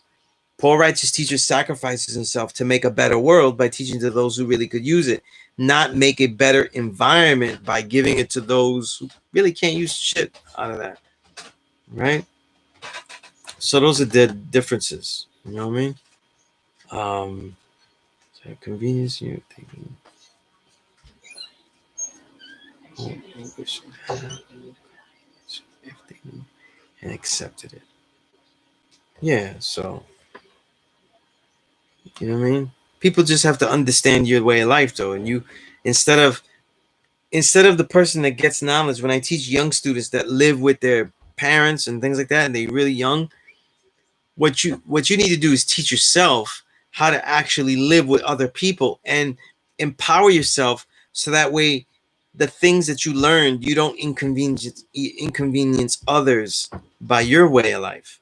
That's what you have to learn if you're going to live with these people, or if you have to live with your family members at that current time. Now, going back to what supreme scientists he left in, they're only doing what must be. Okay, I had read that. Good stuff. Real Hip Hop said, "Family. What do you mean by family clicheing each other? Everybody has their perceptions of you. You know what I'm saying? You lived your whole life as a youth, getting in trouble or doing certain things, and they know the things that you do and the ways that you get in trouble. So, sometimes, a lot of times, you get this knowledge, and they're not really going to see you as, like when I got this knowledge, I was far from being seen as a studious person, a book reader, someone who's being obsessively articulate about certain things. So it was a change that was very odd. I was all about just hip hop, and to them just hip hop, girls, basketball, like that. That's it. You know what I mean? Like just the frivolous things a teenager would do in their mind. You know what I'm saying? Not really anything else. Sports. You know what I'm saying? Sports obsession. That was the knowledge I had. I had statistics to the end of the earth, about baseball, basketball, and football. You know what I'm saying? That's what I knew. You know, so to them to take this different course is like, what am I doing? Like, you know, now you don't eat this, now you don't eat that, now you don't do this. Oh, you're not doing it like that. You don't accept that. Oh, you disagree with this now. You know, like, oh, you think that's racist now? Or you think, oh, this is, you know. So that's what happens, though. We all, and the thing is, though, is that when you're dealing with your family, you have to look at the cliches that you have of yourself. You know what I'm saying? What you think you are, what you think you're being like. You know what I'm saying? And you have to work on that first, right? But people that are with each other for a long time, you know, whether you relationships, your own children, you yourself with your children, there are a lot of things that you have to notice how you might be cliched or expected things, right? Your own children, because you're with them and they expect so many things out of you, they see you in a certain way that may not even be the full spectrum of you. You know what I mean? So these are things that you have to acknowledge. You know what I'm saying? Right? So that's what I mean by that. You know, the gods, you know, the older gods will tell you, you gotta go teach your family though. They give you the hardest assignment first though. Man. So if you don't have the guts to go at them though, you're not gonna make it in the street. You know, and that's really, you know, that's really the reason that they said all that. You know what I'm saying? You know, to give you that hell, to give you that hell, make you go through it.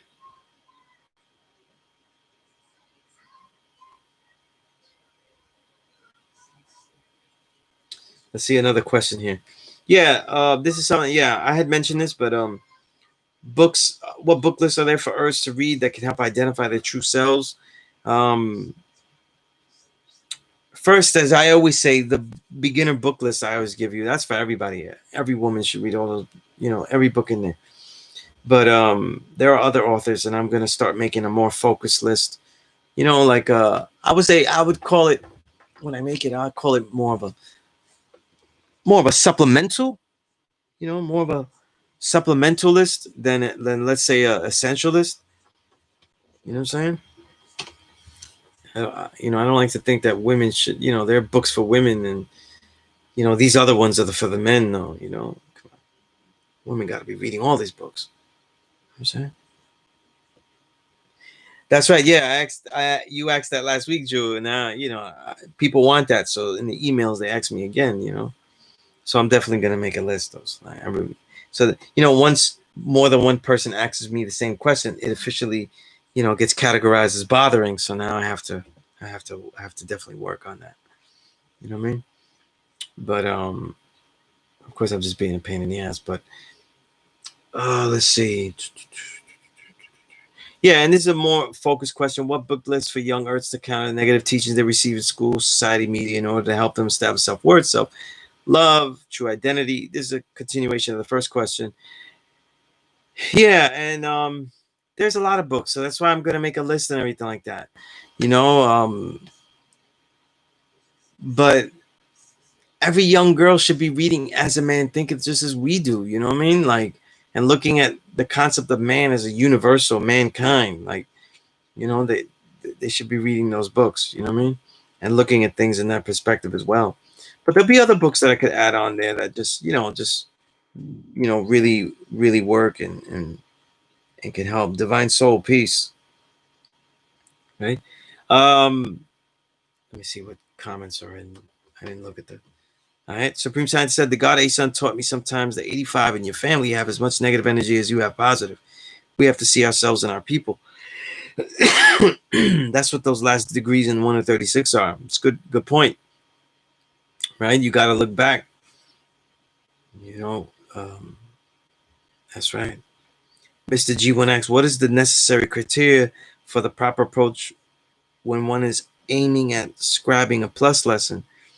Now, I end up writing plus lessons because I have a class though, so they have a functionality that's immediate.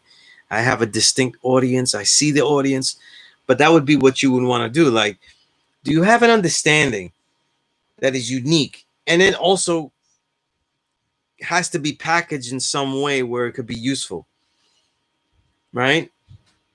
And then once that happens, though, who are the people that you would like to have it, right? That's really what comes about. But you, to me, you, in my opinion, you got to spend years, or at least chunks of months and days, if not years, months and days, writing your own understandings in these journals. You know what I mean? In your own journals. You got to be writing. You know what I mean? This is book 56 that I'm on. No, you can't see that in there, but this is book 56 of personal journals. Most likely the majority of this that I've written isn't, no one's going to see any of this stuff. I'm not even going to use any of that. You know what I mean? In fact, there's an assignment that I'm doing regularly in this journal, in this particular journal, that is in such an early planning stage. It's not even gonna. There aren't even going to be parts of it that become part of the book it could become. You know what I'm saying? Or that it's meant to become. It's just a fodder. It's just practice. You know what I'm saying? So, you know, and to write a plus lesson, it's really about how long you've been to God, and what you've seen, and how long you've been to earth, and what you've seen, and the experiences, and how, what do you want to package up? If not, then it's not really necessary. You know what I'm saying? Okay, let me do the knowledge self-magnetic to the IG question. Okay. Self-magnetic said, what I was trying to say was, if the individual with said knowledge of having some behavior problems, knowing to do better, but always catches the misconduct late or not at all, with no audience to help to point out, or us as an example not to act like, but in the process thought he was righteous in the way she moves, was it still wise wisdom? No, it's just well intended, but things are mathematical though, so they're either right or wrong in certain cases. You know what I mean? So it just is the way it is. You know what I'm saying? Because you're kind of turning wisdom into like if a tree falls in the forest, does it make a sound? And the truth is that obviously that tree does not make a sound if you ain't there, if no one's there to hear it, because sound is something made that is acknowledged by the ears. But the truth is that tree fell off no matter what. You know what I'm saying? But yeah, and that mental health question that you asked like last week, to add on previous, no one can learn anything, including self, from the misconduct, thus ongoing cycle of misguiding good intentions in the wrong way. Unfortunately, self-magnetic, that's literally what an 85 is. There's someone that may be well-meaning. 85% are not good or bad. They are inconsistent. You know what I'm saying? And they don't know what they're doing wrong, because they can consistently be found to be doing the right thing. So that's what the 85 is. You know what I'm saying? So if you take any point of an 85's life, it may be right and exact, and you could take another point from another moment, and it could be, you know, going against those same ideals and principles that led to something that they did prior that was right and exact. Inconsistency is the only difference. You know, so when you're looking at it like that, and we look at what Supreme Scientist said profoundly, then we have to look at a person that actually engages in wisdom, actually engages in judging the usefulness of what knowledge they have coming through experience. He has to be conscious in his experience. He has to be aware in his experience. You know what I mean? Right?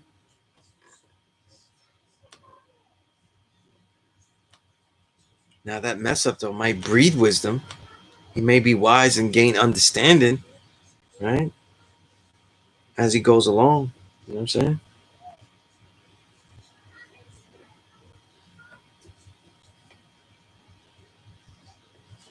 Because no matter what, the person's dealing with knowledge of self, they have to understand that a lot of their life though, they're still on their own applying this mathematics.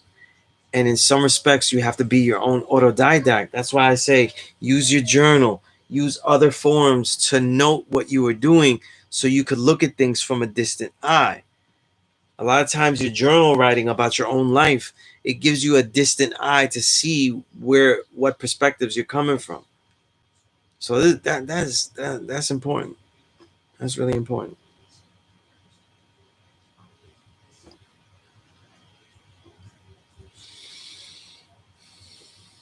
I hope that answered the question, self-magnetic. It's a heavy loaded one. You know what I'm saying? It's definitely a loaded one, right? Let me read another question here. What tools have you used to become the teacher you are? It's funny because the answer to my question is actually a teaching tool that I came up with um, to define it. But I said my TOP, triangle of power, literally. Um, for me, that triangle of power, and I named the triangle of power as that triangle of power is the definition of the Wing Chun power punch. Like the base of the triangle is your body, your torso, your chest, and all punches are thrown to the center point. So if you take both hands and you put them out there like that, what you're doing is you're making us, that triangle. So I just put it that way because it's something that aligns with what I live as far as martial arts. But I said what is your triangle of power, and what are the things that you're going to use to, to create, to do the what are the things that you regularly do the knowledge to develop? What are the ways that you train physically and mentally, right, with those tools, and beyond? What are the things that you work on creating to develop, right? So that's a triangle of power. For me, if I simplified it, for me, the triangle of power would be, reading, the amount of books and materials I read. But that also would have to include all of the great teachers and mentors. You know what I mean? Like to be a teacher, a lot of people don't know how many teachers I have had. You know what I'm saying? And a lot of people aren't really. I'm gonna use a word that could come off mysterious, but like a lot of people don't know how blessed I've been to encounter all these teachers. But I've been blessed because I've been using all of them though. You know what I'm saying? I've been with them and I've been learning with them. But I've had a lot of teachers, a lot of elders. You know what I'm saying? A lot of elders. You know what I mean?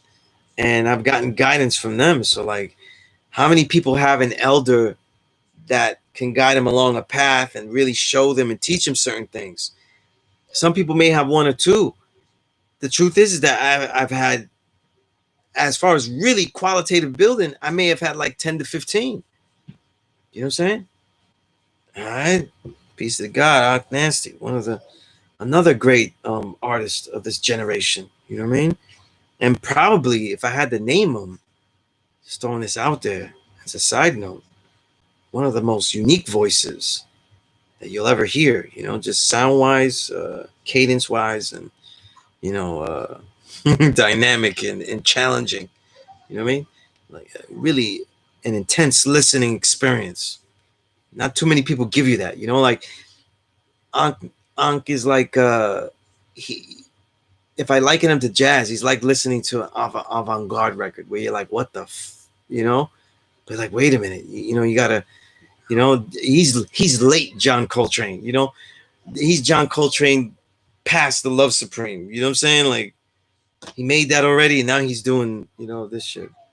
You know, nothing's gonna be the same ever again. You know what I'm saying? But peace of the God. You know, but the amount of mentors I've had, I have a C gung. I've had an incredible college mentor. You know what I mean? With multiple PhDs. All of the older guys that I was able to sit down, firstborns, elders that taught, that really took so much time to teach me all these years. Like, you know what I'm saying? So when people say like, how are you able to teach this long? I'm sitting with people that are genius educators, and I've seen so many different styles. You know what I mean? Like, I sat out there listening to Dumar Wadi Allah explain how he wrote his plus lessons, and just tell it, and just sharing it to me as a fellow writer, because he knows I was a young writer, so you hear so many things like, how is that not going to develop? So you have to put yourself in a position where when you find that person that is learned and willing to share, then you take those sharings and you use them. So, but the main core is always, how do I apply that back to my triangle of power? And I've always said it's reading, training, and writing, because you won't always have a teacher around you. So what are you going to read? What are you going to do the knowledge to? For me, it's the massive amount of books I read, right? Then it's the training, though. So everything is some type of training, though, whether I'm physically training my martial art or I'm writing in these journals, you know what I mean, that lead to the books and the writings that I publish out there, you know what I mean? And then it's the creating, the martial arts, whether how creative it is, the writing, how creative it is, even this teaching, thinking of plus lessons, building differently, right? So what is your triangle of power? You know what I mean? What are the things you knowledge? What are the ways that you develop them? And what are the ways that you create? When you are developing those three things, you know what I'm saying? They develop you as someone that can actually teach what you have actually done, you know? But I spent a lot of time doing things people call hobbies, and other people that are a little bit more observant would note them as intense practice. You know what I'm saying? Right. And it's like Iverson said. He said, not a game, practice. Every fucking thing is not practice. So if I write in my journal, that shit is in practice. You know what I'm saying? When you read the books I write, then you could call that journal practice. But I'm not writing in that journal on some bullshit. I'm writing like it's the real thing. When I train in the martial art, I'm training like I'm against those enemies right now. So there ain't no practice. You know what I'm saying? There ain't no practice. It's just a situation that, we didn't have to go all the way. You know what I'm saying? It's just a training where you didn't have to kill, where you didn't have to defend. You know what I'm saying? Everything. You do everything as intensely as possible. You know? And you observe how you build. You observe how you learn. You work to put things into words. You work to explain how you learn something. You take pauses to explain how did you learn something. You know what I'm saying? This is the key to being a teacher. Right? Let me look at the comments here, because I'm not looking at the comments in the YouTube when I'm looking at the questions. By the way, peace to the God, a son, though. Supreme Scientist mentioned him.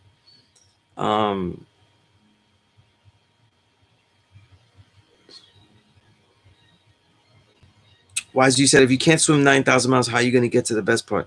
I'm going to learn how to navigate and sail smooth sailing. Okay. I ain't mad at you. Swim it. Real Hip Hop said, is it a requirement to write your own puzzles? No, it's not. You're learning from me. I'm a writer, so I would love everybody to write, right? Wouldn't I want everybody to write? Wouldn't I think that everything, people have to write? What I see is more of a requirement, though, is that everyone that's God has to figure out and has to engage in some type of creative process. Are you creating something? Do you create? You know what I'm saying? Create things. You know what I'm saying? All right, you can't. There's only a few brothers that came in here that really could rap. Everybody else, you tried that shit. Try something else. What else can you create? But we have to be engaged in the creative processes of things. The original man is God. That means that we are the creator. We have to learn to create things. So to me, the requirement, though, is to engage in creations. You know what I'm saying? And so you engage in you may not be that, but engage in trying to author something. Small, large, right? An article, a paper. If you really have much to say, a book, You know what I'm saying? And trust me, I can. It's none of these things are as hard if you're willing to go through the process. You know, right? Engage in learning an instrument, though, right?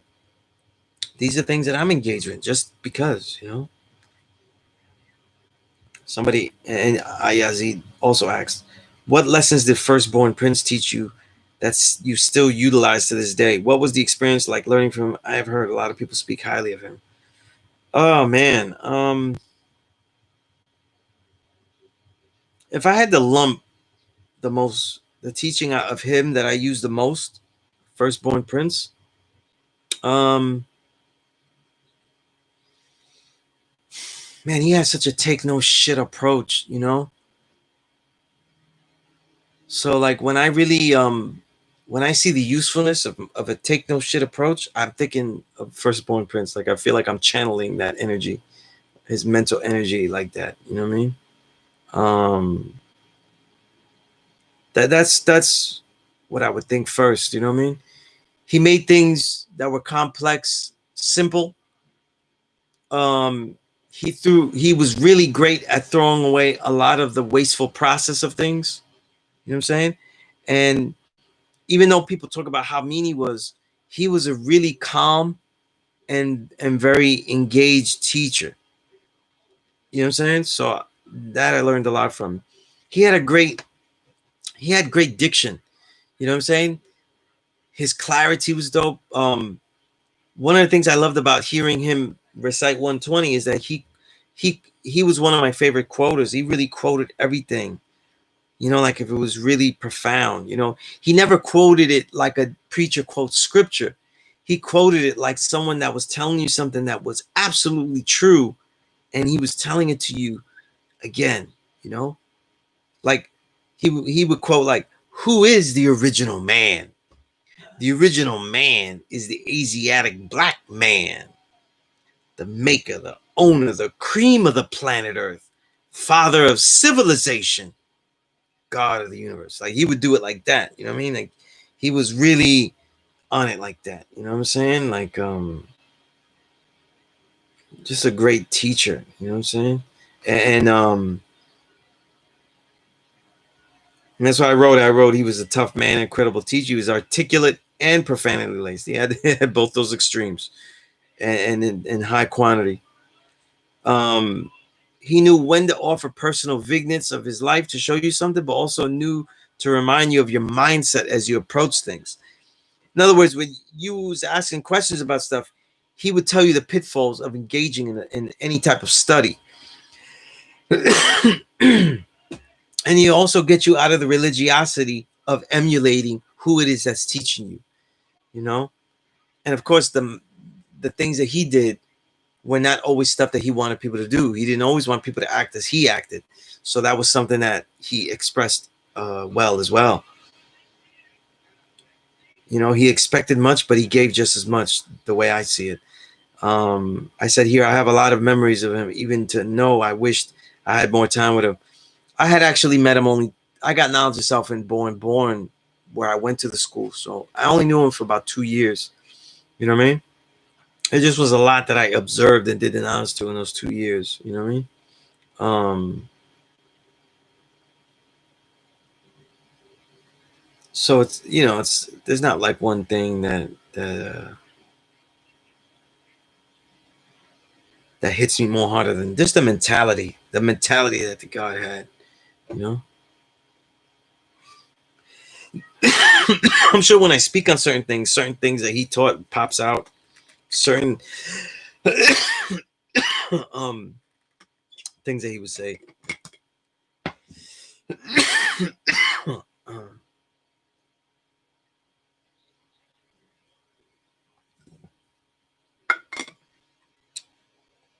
Serious mathematics that show what I have to do to earn my flag. Universal flag show improve 120 and understanding.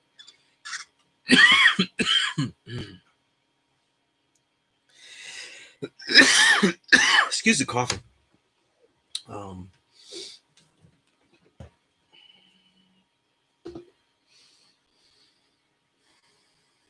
all right. Serious, I think you emailed me. I don't know I don't remember where you're from, but that all depends on how we deal with it. You know what I'm saying? I think that with the digital students,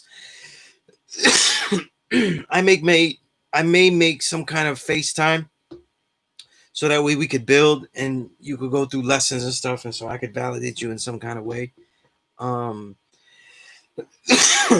there's always some kind of honor system, but with every student that I teach, you have to be out there actually building something.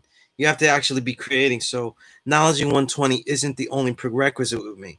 So even if we FaceTime, you couldn't just like honestly, sincerely not be cheating and quote the lessons and have an understanding, as in like an explanation that gets you by for each of the degrees. But you need to be out there and trying to create something. You know what I'm saying? And to me, that doesn't just include teaching a lot of people. You know what I'm saying? Because when I'm taking you through 120, teaching a lot of students to me is not the measure of a good student per se.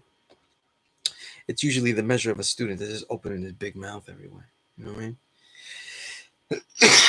mean? Especially if he's the one that's saying that he's teaching, you know?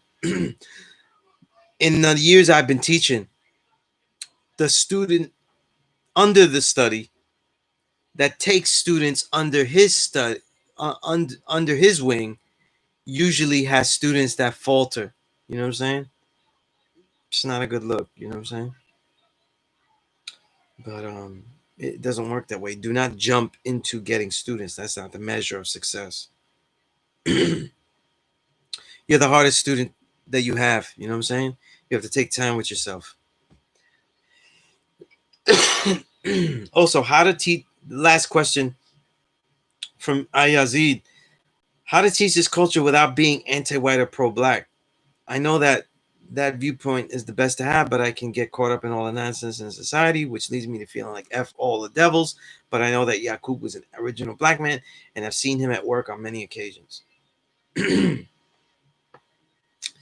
Well, you kind of answering your own question, right, Yazid, right? Because come on, we know that crackers be cracking, you know what I'm saying? So like that's what they do. You know what I'm saying? A lot of times I look at 120, and when it happens in real life, I say, wow, look, 120 is really right and exact. So their confirmation of 120 should actually make, as a student, you should be like, wow, this stuff is true. You know, if you're really like on that, you know what I'm saying? But I wrote this immediately, and I'll see if I expand on it if it needs more. I said, don't be pro-black or anti-white, right? Always build your bills based on the truth and not on the feelings of being oppressed or the righting of wrongs. What helps is not analyzing everything as just one of the people, but as a king of all that would make his own choice for all the people. That's very important.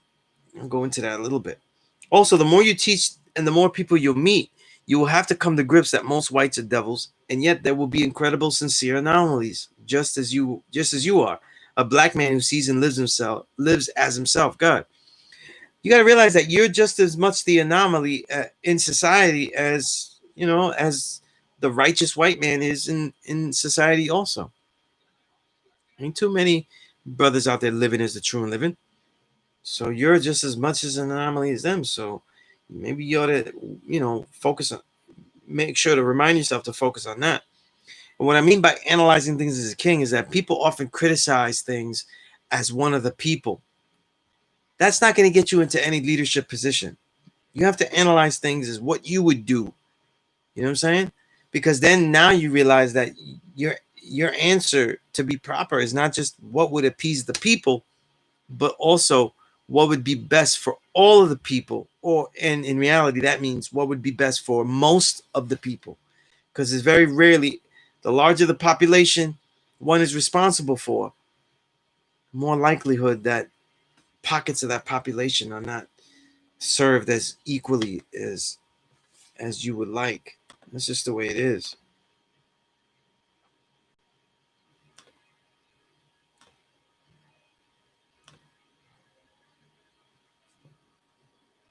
All right, so I got through all those questions that Ayazid said. some good builds.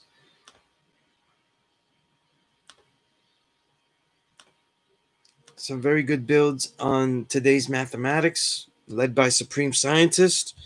And boy, it's worth going back, absolutely going back into this class and looking in that chat and finding what Supreme Scientist wrote there. You know what I'm saying? That's definitely, for me, kids, that's how you do it. Kids, that's how you build moment. You know what I'm saying? It's really, really how it's done. Right? All right, so.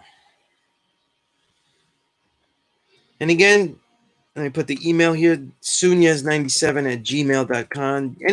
Anyone watching this can email me and ask me any questions about what I'm teaching, what I'm doing, what materials they would like, what materials do they need, what did they do, any questions you have. Don't forget that I do write essay. I do write a short column. I try to keep it short on each class session now at 5%media.com.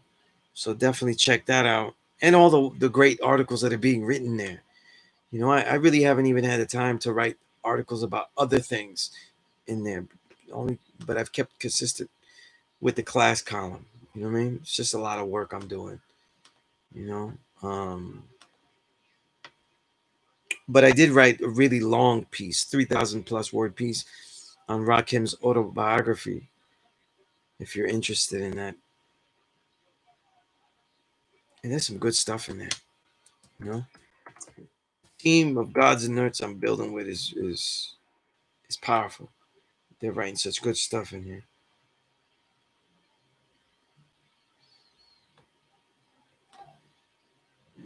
What else? Let me look at my itinerary, see what I've missed.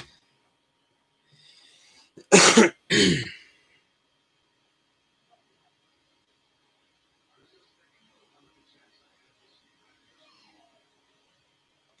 right, let me put that homework, that ever ongoing homework. You know, the homework is usually general for everyone, but it gets more specific to people as I build with you more. I give you homework particularly.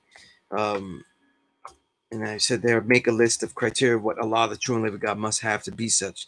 Things that you want to, that people say to counter it, or things, sciences and things that you think ought to be in it. How do we prove it? How do you analyze? Like if you don't know, or if you got the answer, either way. It could be a list of questions, or it could be a list of answers. Okay, depending on your level. Sirius said, I'm reading that things Think on These Things by J. Krishnamurti. I'm enjoying it. Yeah, definitely a profound scholar. I mean, philosopher. You know what I'm saying? Peace, Gregory. I did get your email. I didn't get to answer it though. It's the one email I didn't even get to read. You know, so I will be reading that as soon as I can. You know, so I'll read that as soon as I can, and you know, get back to you over the weekend.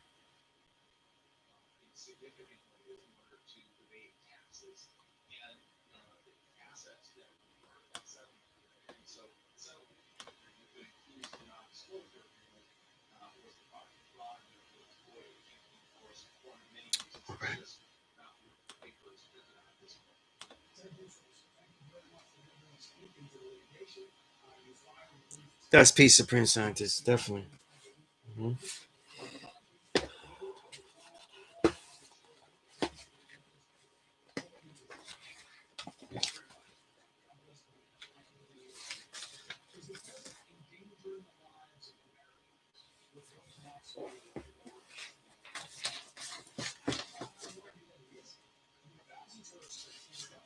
I'm just looking through some of my notes here. If there's something quickly I could go through in this last chunk of classroom. All right, universal understanding, peace to God.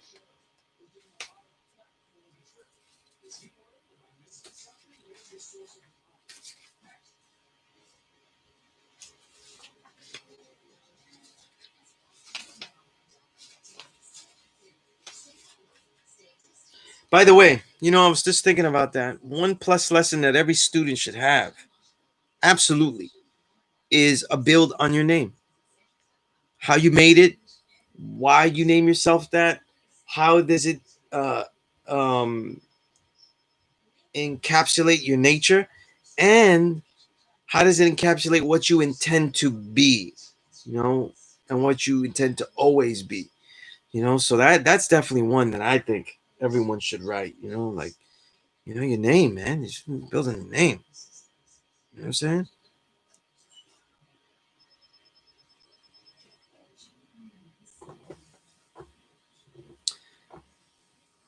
Real hip hop. I see that a lot of the answers to the criteria of being a true living is found in the book Science of Self. Ah, so you found a cheat sheet. Yeah, I mean, what do you think the gods would write to if they wrote books?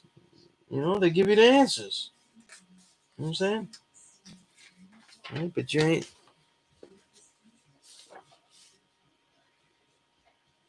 right. They give you the, you know, the answers. Though.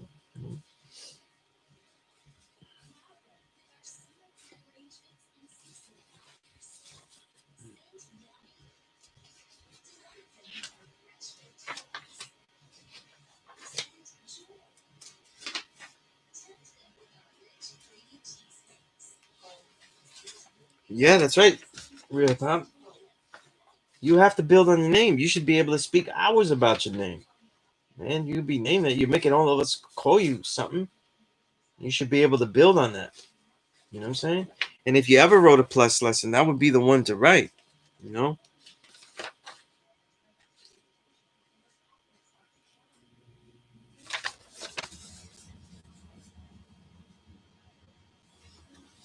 Right, right. Your righteous name. Right, wise. Your righteous name, not your honorable name.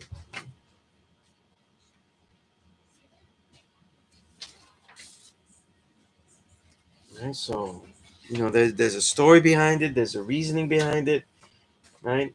There's an intention, you know, there's expectations that you expect people to, how, what you call yourself and what you're expecting people to call you or be acknowledged as is what you're also expecting people to see you as, right? Cortland Powell asked, in the midst of creating, it seems wise to practice a bit of patience and mindfulness. Do you have any suggestions on living a full life and remaining steadfast in manifestation? Um, let me answer, make a point here first. Do you have any suggestions on living a full life? Okay, I'm still working on that, right? I'm still all working on you know, to have a full life, profound, you know, really useful. You know what I'm saying? Um, I would say this: you have to have patience, though, but you also have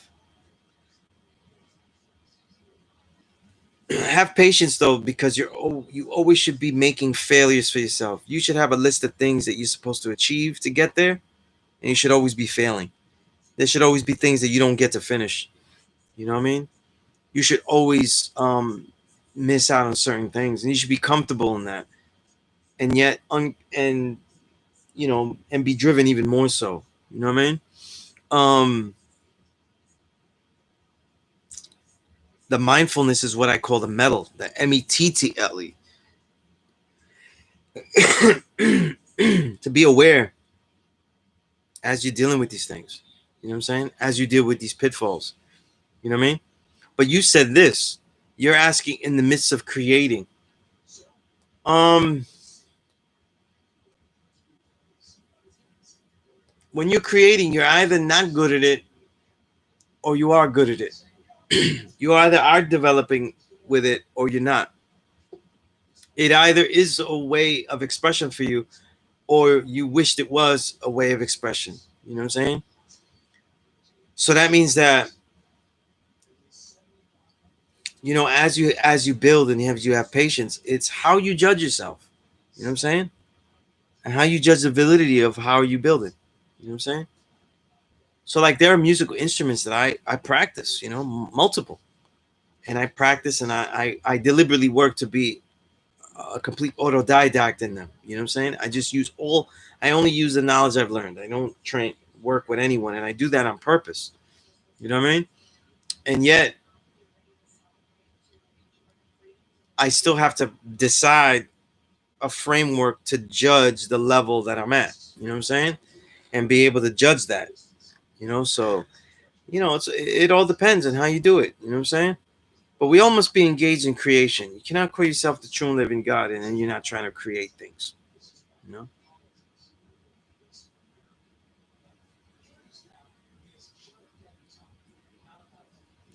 All right, Saladin. I haven't seen you in the chat in a while. Well, you could like both your honorable and your righteous name. It ain't no plus lesson if you just writing about why you called Johnny. You know what I'm saying? There ain't no plus lesson. You got to write about why you chose the name Saladin and what it means and what it means to you and what are the things you're going to build in that name. You know what I'm saying? Right?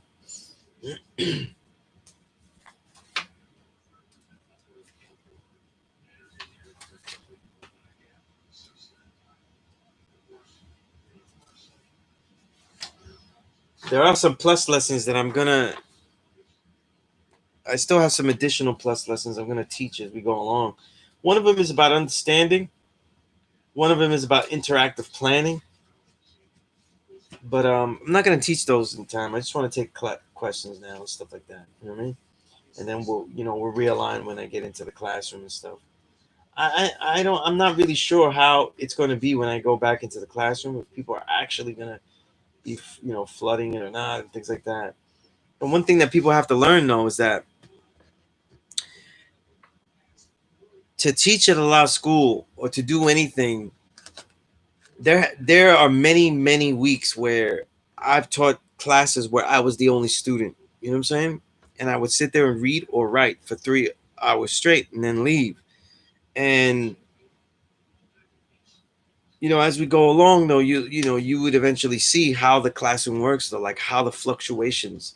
And for those of you that are building and you're going to have your own civilization classes or you collect brothers and you go build, you have to find a way too, if you say like you want to teach this knowledge, to find the area that you'll be consistent, with. How will you show and prove your consistency? You know what I mean? That's important. You know what I mean? Sometimes it's not how many things you do, but it's how well and how often you do one thing. Sirius said, why is Musa half original? Because he was teaching trick knowledge. Real simple. Musa has a title. Stone Legacy is the best book to see that concept, that the ancient in the ancient Egyptian mysteries, what they call the ancient Egyptian mystery school system. Educators, right?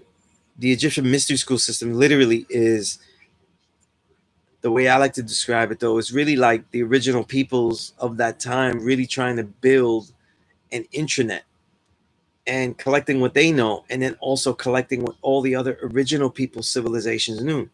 We don't see it that way because we only are focused when we learn on what other people were about, how the Egyptians taught the European, the Greeks.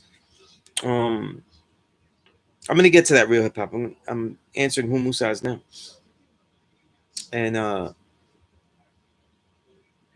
that intranet, that collection, was meant to to keep that truth locked and keep it profound.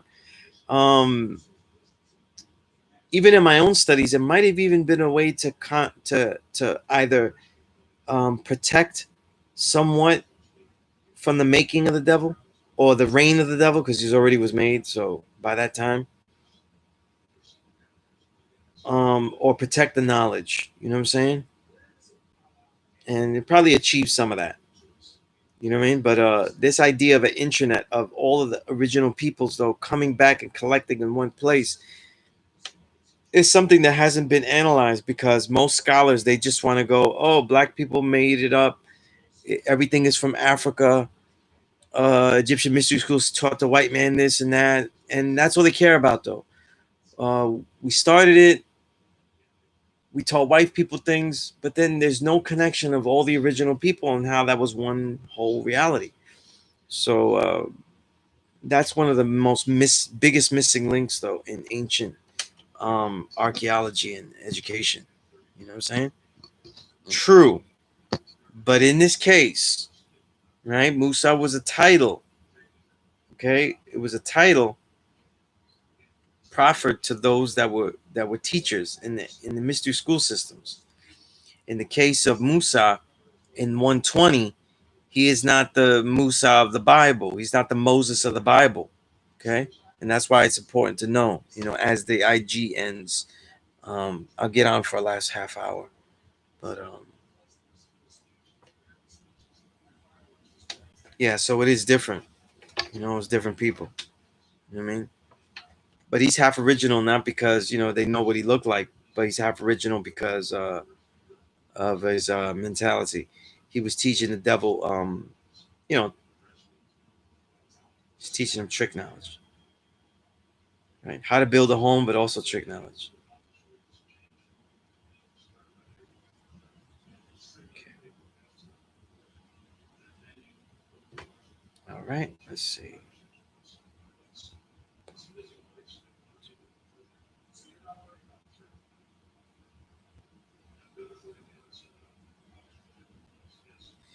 Give me a moment while I type this into my phone for the IG. Post this as a video.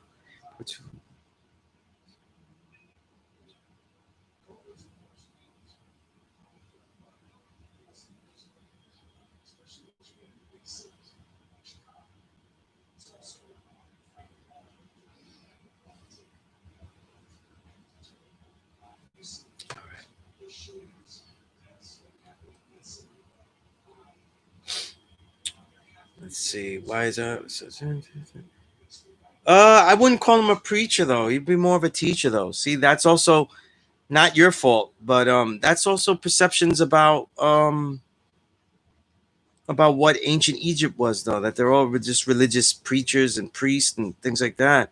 I think that name and title though is a little bit somewhat misleading. As far as that goes. Mm-hmm. All right, but he represents the 10%.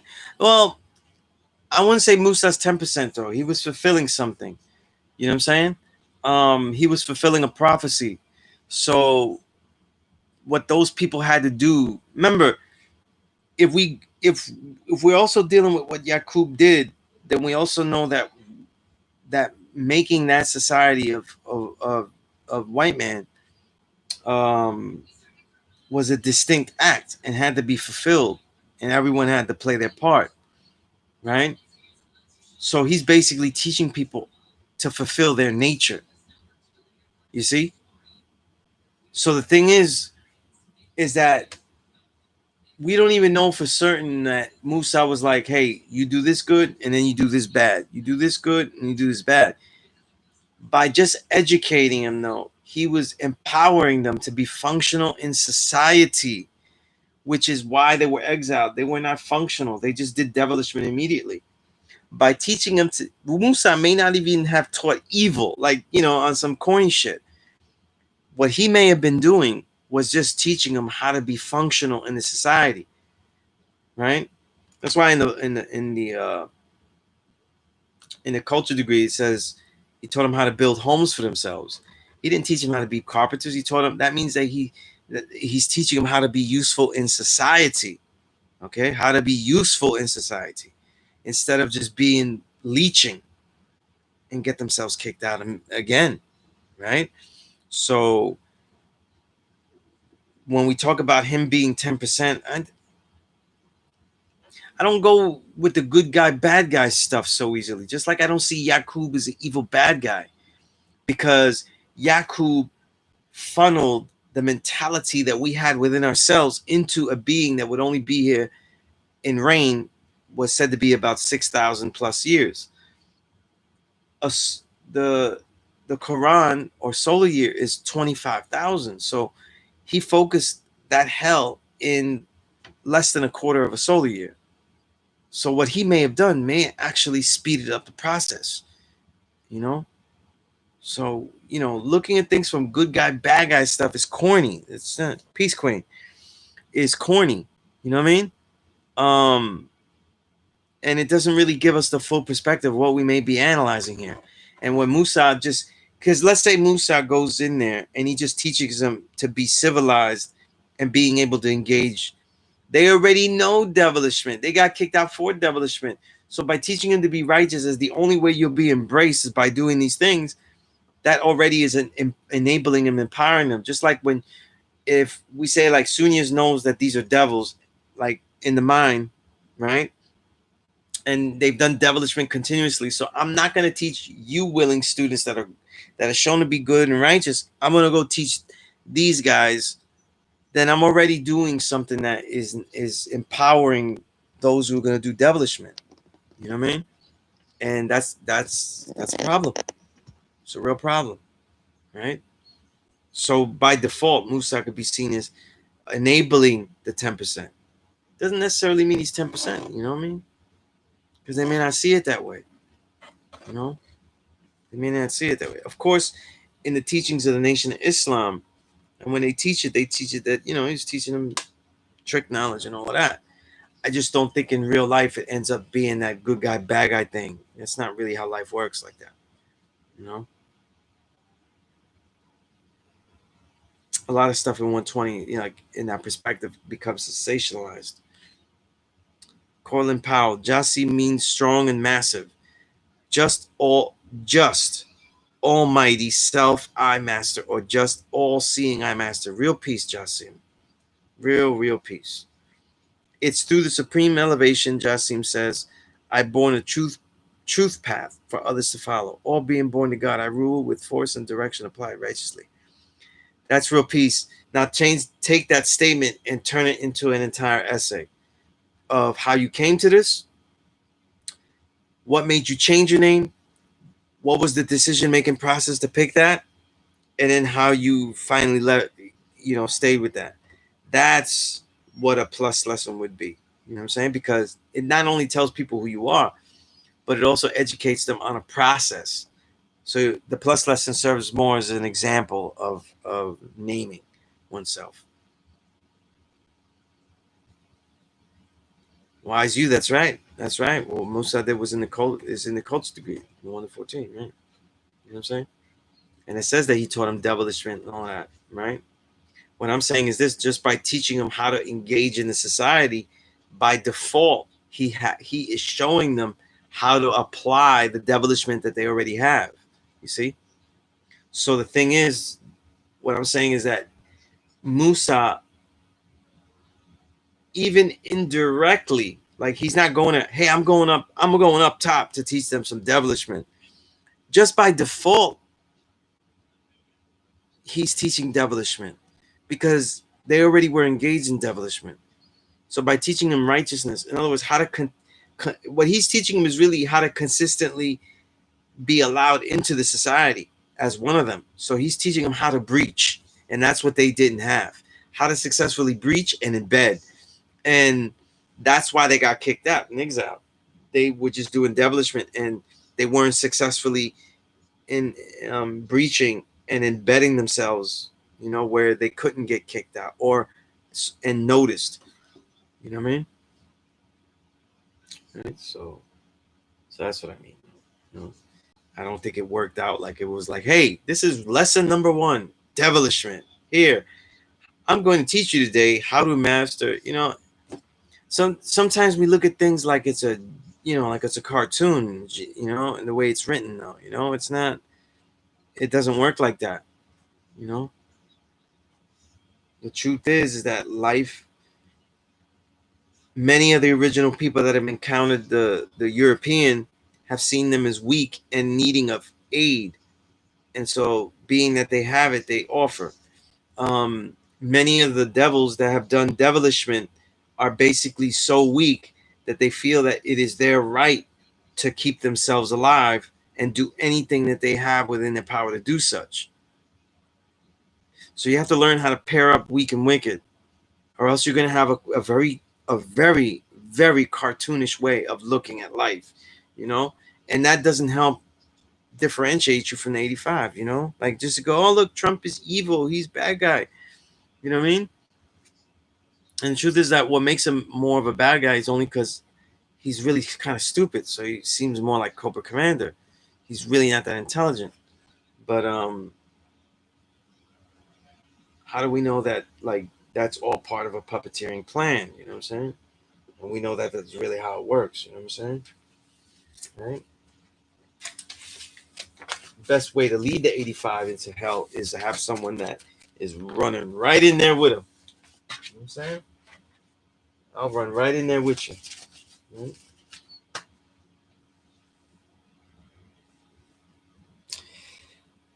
Well, Chris, I try to give it a little bit of sense, right? To make it, real life. You know what I'm saying? You understand that 120 was written so it could be memorized, so it could be understood. And in these teachings, though, sometimes they seem so epic that we take it epic. We don't even memorize them very well because they feel so epic. All right, peace to Almighty Innocent Flow, man. All the great MCs are tuning in though. You know, I got a long build. I'm not gonna say it now about Innocent Flow's voice. You know what I mean? And how it's like it has its own percussive pitch. Like it's a piece of percussion. But I'll save that for some other joint I gotta write up. You know what I mean? But yeah, that's in my head lately. But yo, yeah, when you go through 120 though, it doesn't help you in the long run to look at things like good guys, bad guys. You know what I'm saying? Because you rule over all of humanity. If you would say, look, I'm the true and living God, then you're responsible for all things, then you're the one who's causing all this plight first and foremost. You know what I mean? And if not you, then you're the one that's first and foremost in the front lines to help stop it and to redirect it. You know what I mean? So you can't just be looking at things. It's just like good guy, bad guy stuff. It's a little corny because then you don't really understand human interaction. You know? And also too, because we go out there and we teach people who are saying are blind, deaf, and dumb, that often belittles the intelligence of people and also helps us not even recognize the lack of intelligence of people. So used to, what I'm saying, like people sounding and being dumb that we're not really, not really respecting the vantage point that they're coming from. And that makes a bad teacher. That makes a bad teacher. Because all of a sudden he's not really sharing, he's just being an asshole. Word 60, Musa is not the Moses of the Bible. No, unless he was like this really dope superhero in all these different worlds. No, he's not. It's different time periods. It's different time periods. Mm-hmm.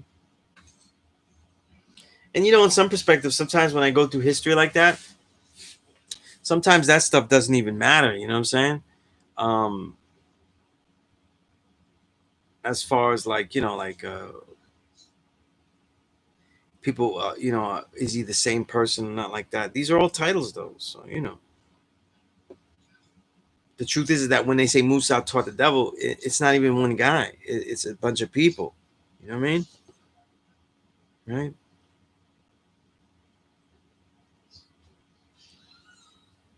Peace to the God, Apreen.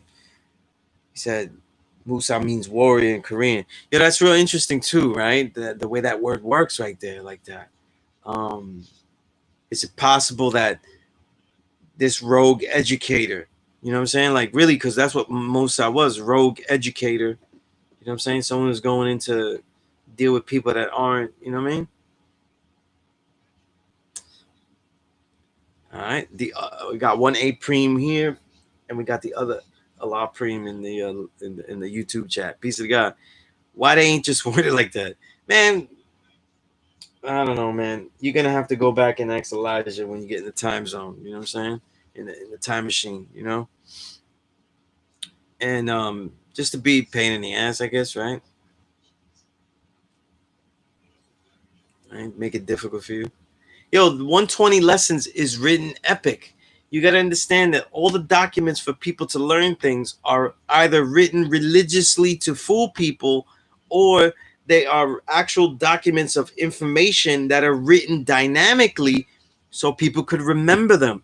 And oftentimes you end up at the same endpoint, something that is beautifully written and ends up being complex. You know what I mean?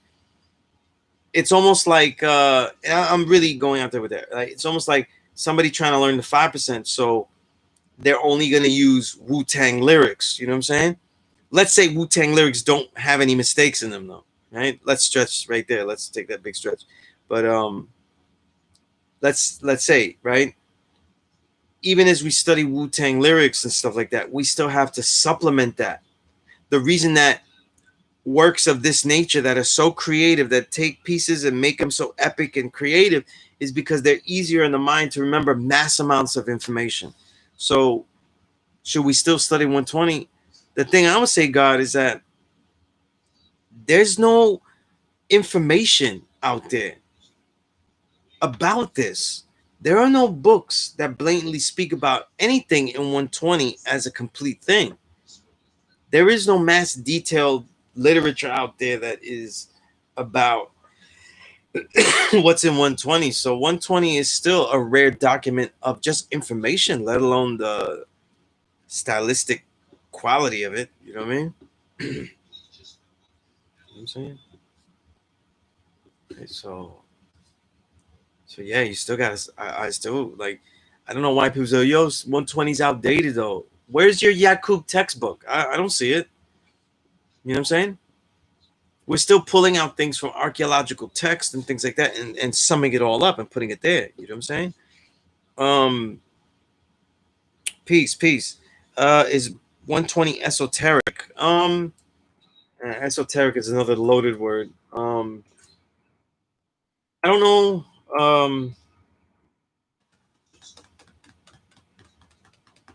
It ends up being esoteric because only a small amount of people really understand it. You know what I'm saying? But that doesn't mean that it was something that becomes like esoteric like that. Doesn't necessarily mean that it was made to do that. You know what I'm saying? The truth is that the information that's in 120 is actually it's rebel information. It's rebel information. So it had to be written arcane.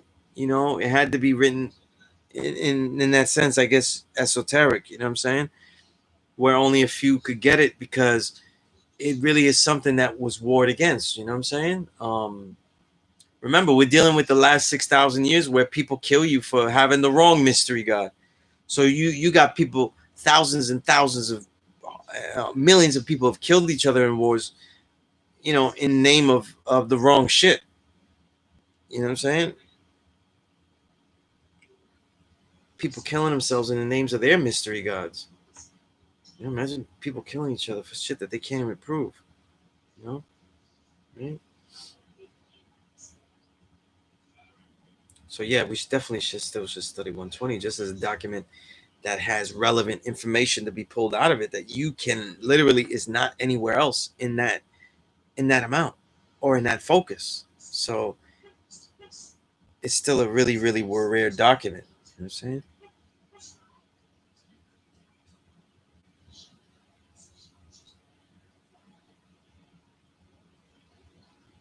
All right. All right. Piece of Don Perignon. Appreciate that. Appreciate that. Yeah, but we got about 10 minutes left. So any questions that you have about anything I said, anything you want to say, again, I keep repeating this. So I am going to continue putting these on YouTube. Sunez 7, number 7, Sunez 7, my YouTube channel, putting it there. This week coming up, I'm live and direct again. So my Power Right show will be back on Monday. Um, at S filming live at S Street Media Studio, and the following Thursday, I'll be back at a law school in Mecca. So I'll still be streaming here. So you brothers there, but word is bond. Like if you're not comfortable to go to a law school and you say there's no need to, I could learn it here for now. Like we got the quarantine. I'm just gonna, even if I'm in New York, If you don't feel comfortable, that's fine though, as long as you learn and stuff, right? And then when everything is good, if you're in the New York area and you want to come through, then we come through and build. You know what I mean? Um, so whatever is convenient for you, you know what I'm saying? The point is that you're able to learn in a convenient thing, you know what I'm saying? And it's not, you know, so whatever is peace with y'all, you know. I'm not gonna be using the Instagram though, you know, only because I don't want to use all these devices and stuff. And I like to use my phone when I'm in the classroom, um, to keep my notes and everything, as opposed because I'm not gonna be just stuck looking at the laptop. You know what I mean? Right. But I'll do my best not to ignore y'all, you know. But for those that really build strong, the whole point of these online classes, right, was to see like really how can we get students that are legitimately and official, even as they are learning digitally. You know what I mean? So that's the key. You know, that's the key. You know, that's peace serious, right? Right. Agree, Saladin. I agree that that's, you know, definitely is. That's a large group of people that Trump is pandering to, because a lot of people hated that Obama was president. Doesn't matter about our criticisms about Obama. That is the truth, and there's no denying that.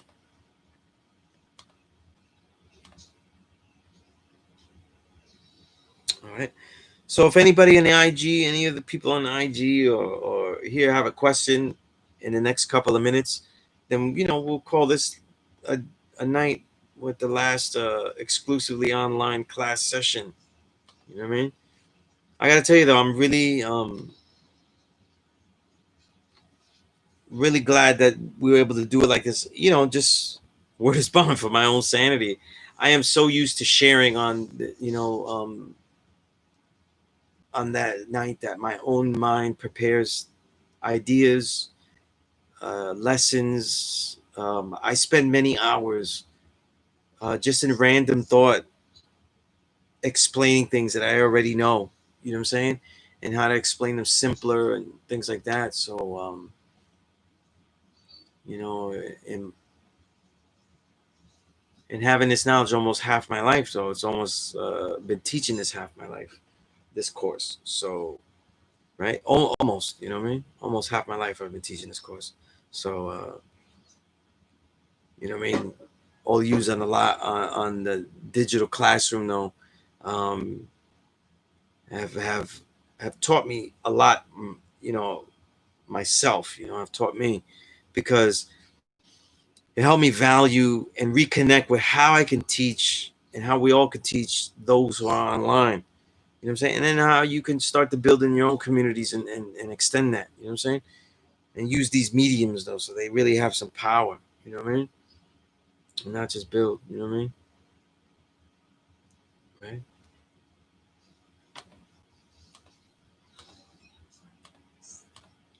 And the thing is, right?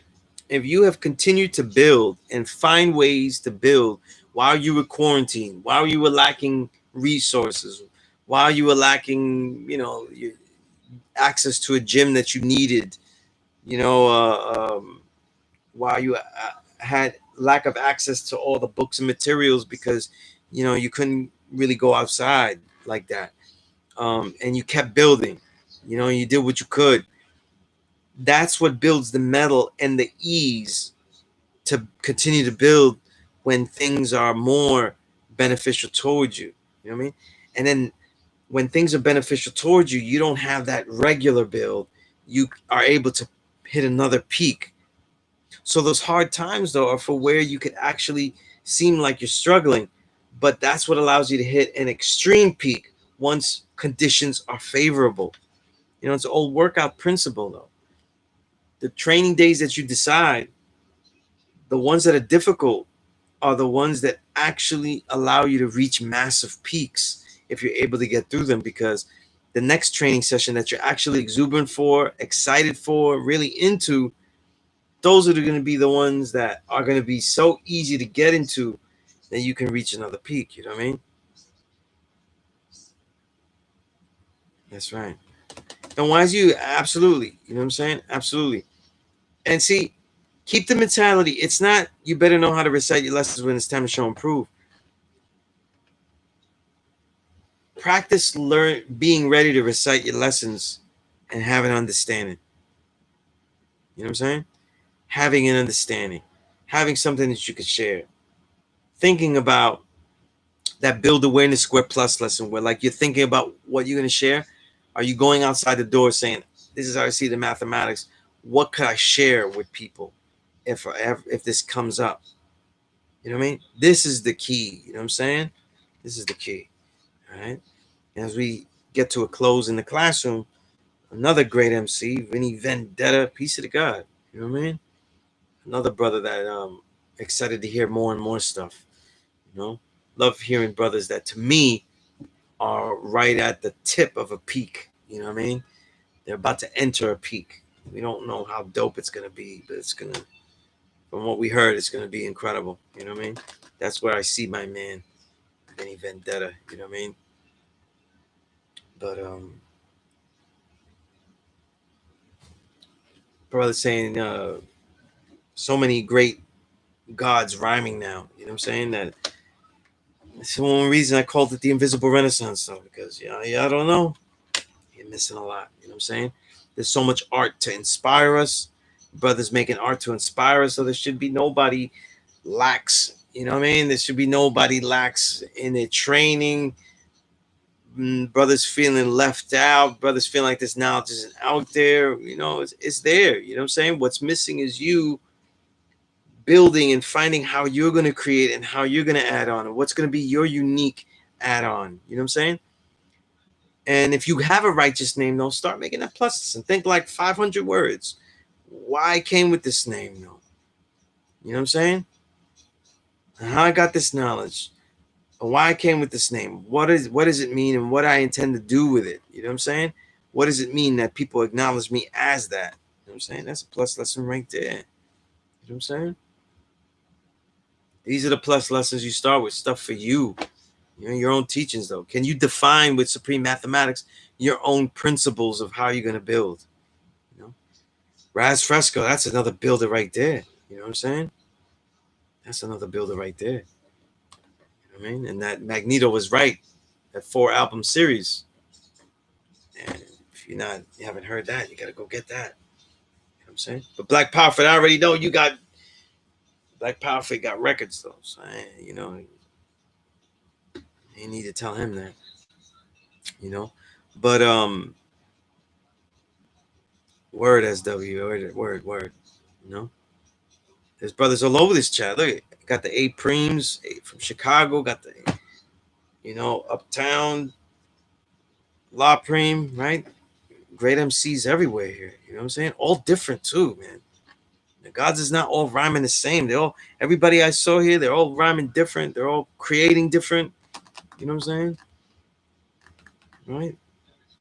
And like I said, trust me, like, like you building with the God that, I made my own element of hip hop. You can make whatever you want. You know what I'm saying? That's right. Knowledge self. The God A-Preem says, knowledge self, sense of purpose, and the obligation to one's due. Right. Obligation to one's due. Actual fact. You know what I mean? You could create your own. You know what I'm saying? That's right. That's right. But apply it to all fields. You know what I'm saying? Apply it to all fields. When you read these books, respect that you have to have your own understanding and start analyzing things, your agreements, disagreements, the questions you have. Start formulating things. See where your mind takes you. You know what I mean? And on that note, though, stay healthy, stay strong, keep the family safe. The babies are the greatest, so make the forms to keep them great and greater. And with that said, peace to the gods and earths and all the people that tuned in and stuff. It's a great honor. All right. Peace.